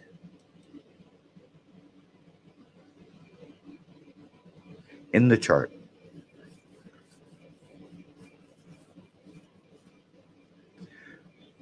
Heather, a long time ago, I used to do tarot. So,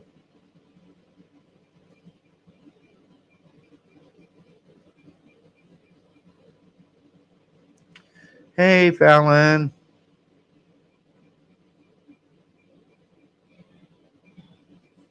I know, Rodney. I know.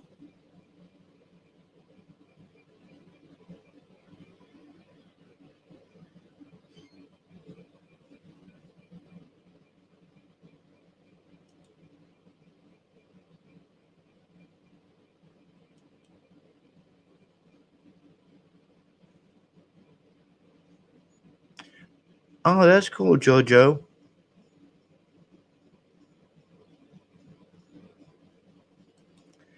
Yeah, I used to do. JoJo. I used to do tarot. Oh God, back in 2002, 2003.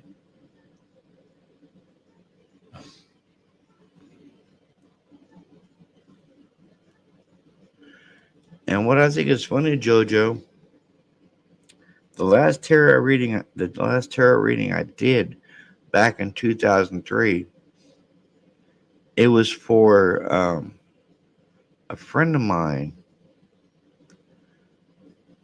And yeah, this a whole bunch of stuff came out in that tarot reading. Yeah, stuff came out that her husband was cheating on her and everything else, and um, she had the she had the queen card, and then she had the king upside down, and then she had the seven of pentacles, and then the moon card, and then the ten of pentacles, and then finally the last card was the death card, and that was representing the death of her marriage.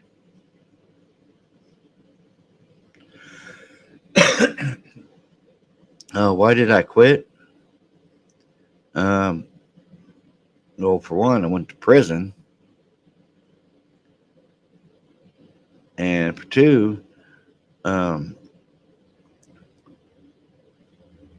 my late wife was a born again Christian, and she didn't believe in it. And my wife now, who we've been married for 10 years, uh, this coming January, she's a born again Christian, and she don't believe in it.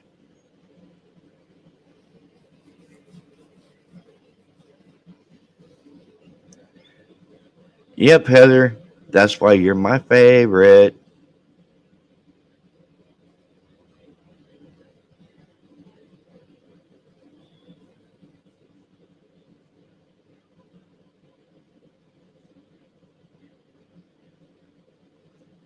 I swear, sometimes, Heather, we met in a previous life. Yeah, Jojo, I know, bummer. Oh, that's right, Heather. Is a rare super blue moon tomorrow.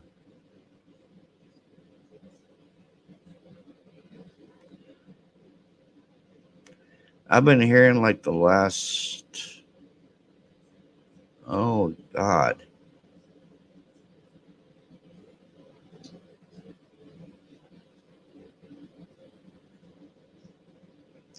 Yeah, I would. Yeah, I've been here for like last 2 months. About we're in the end times. We're in the end times. We're in the end times. And because what's going on in the world and what's going on with the celestial bodies, and yeah, I know, Heather. We have the same birthday.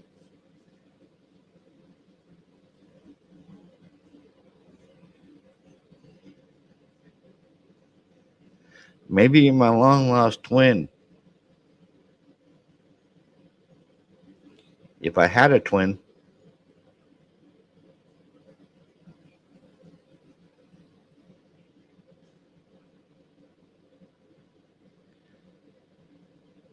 Good night, Rodney.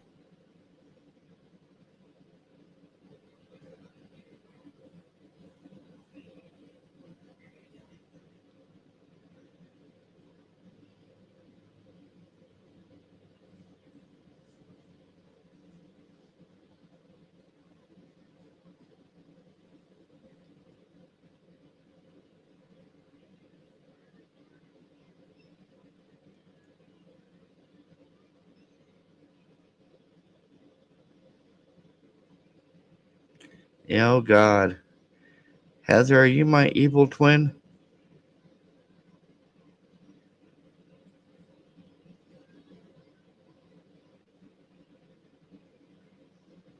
And Heather, what's very ironic too with November 13th is that was I believe the 40-year anniversary of Amityville.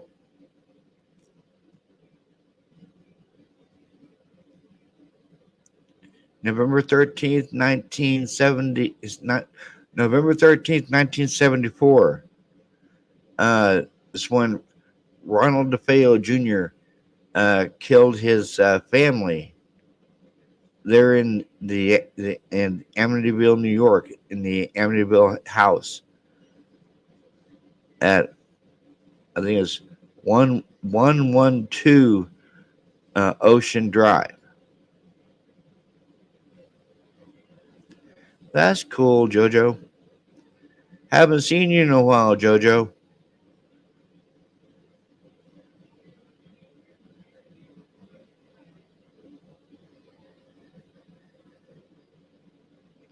Oh, that's cool, Tennille.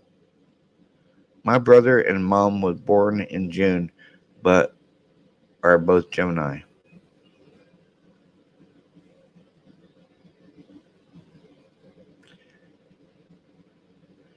Yeah, I'm sorry. I don't think Rodney could hang with us tonight. He don't like religion.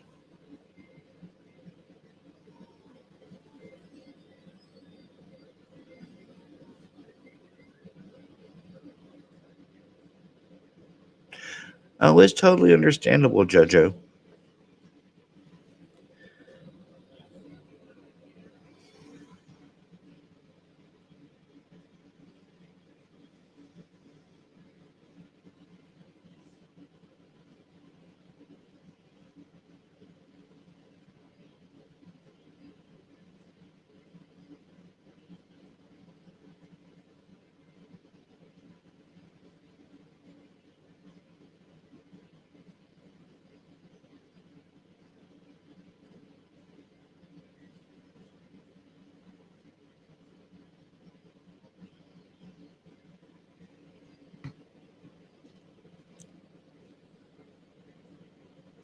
Yeah, I know. Think of it as a movie.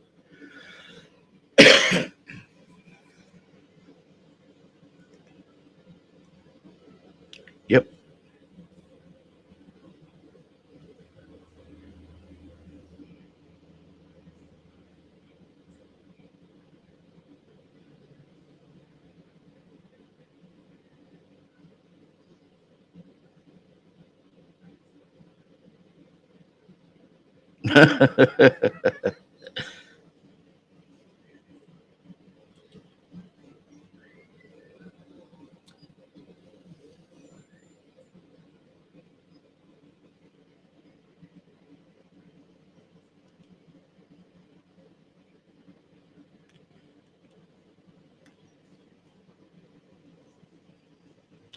I know. Back in 2022, I lost my little brother Dallas to a heart attack.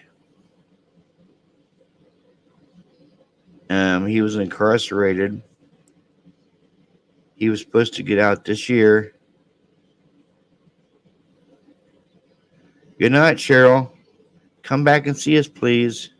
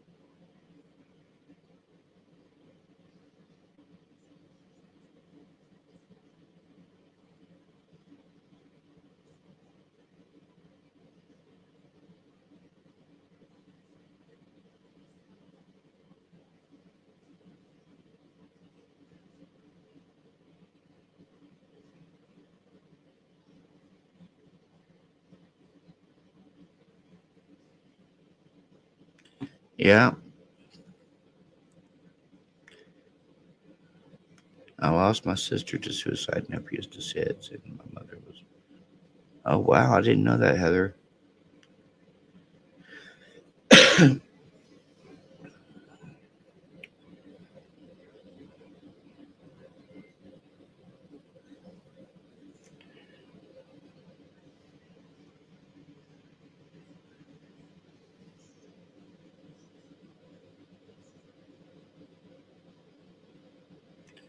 Yeah, I lost my second little brother a few months ago.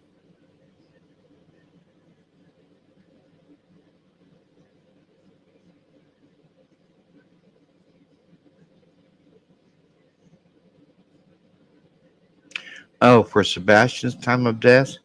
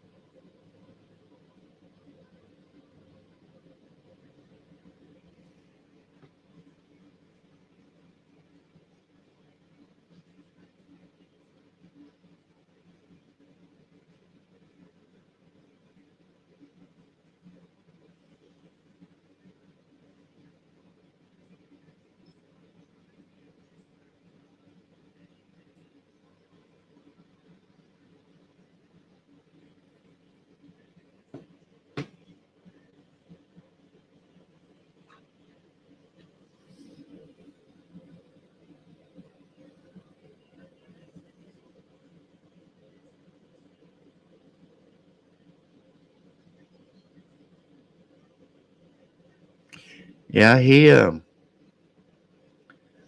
it was sudden, Heather. It was really sudden. He'd got up off of his bunk, was walking to the water fountain to get a drink, and he had some blood clots in his leg, and one of them detached and went straight to his heart, and he dropped dead of a heart attack right there, and didn't feel no pain, died instantly.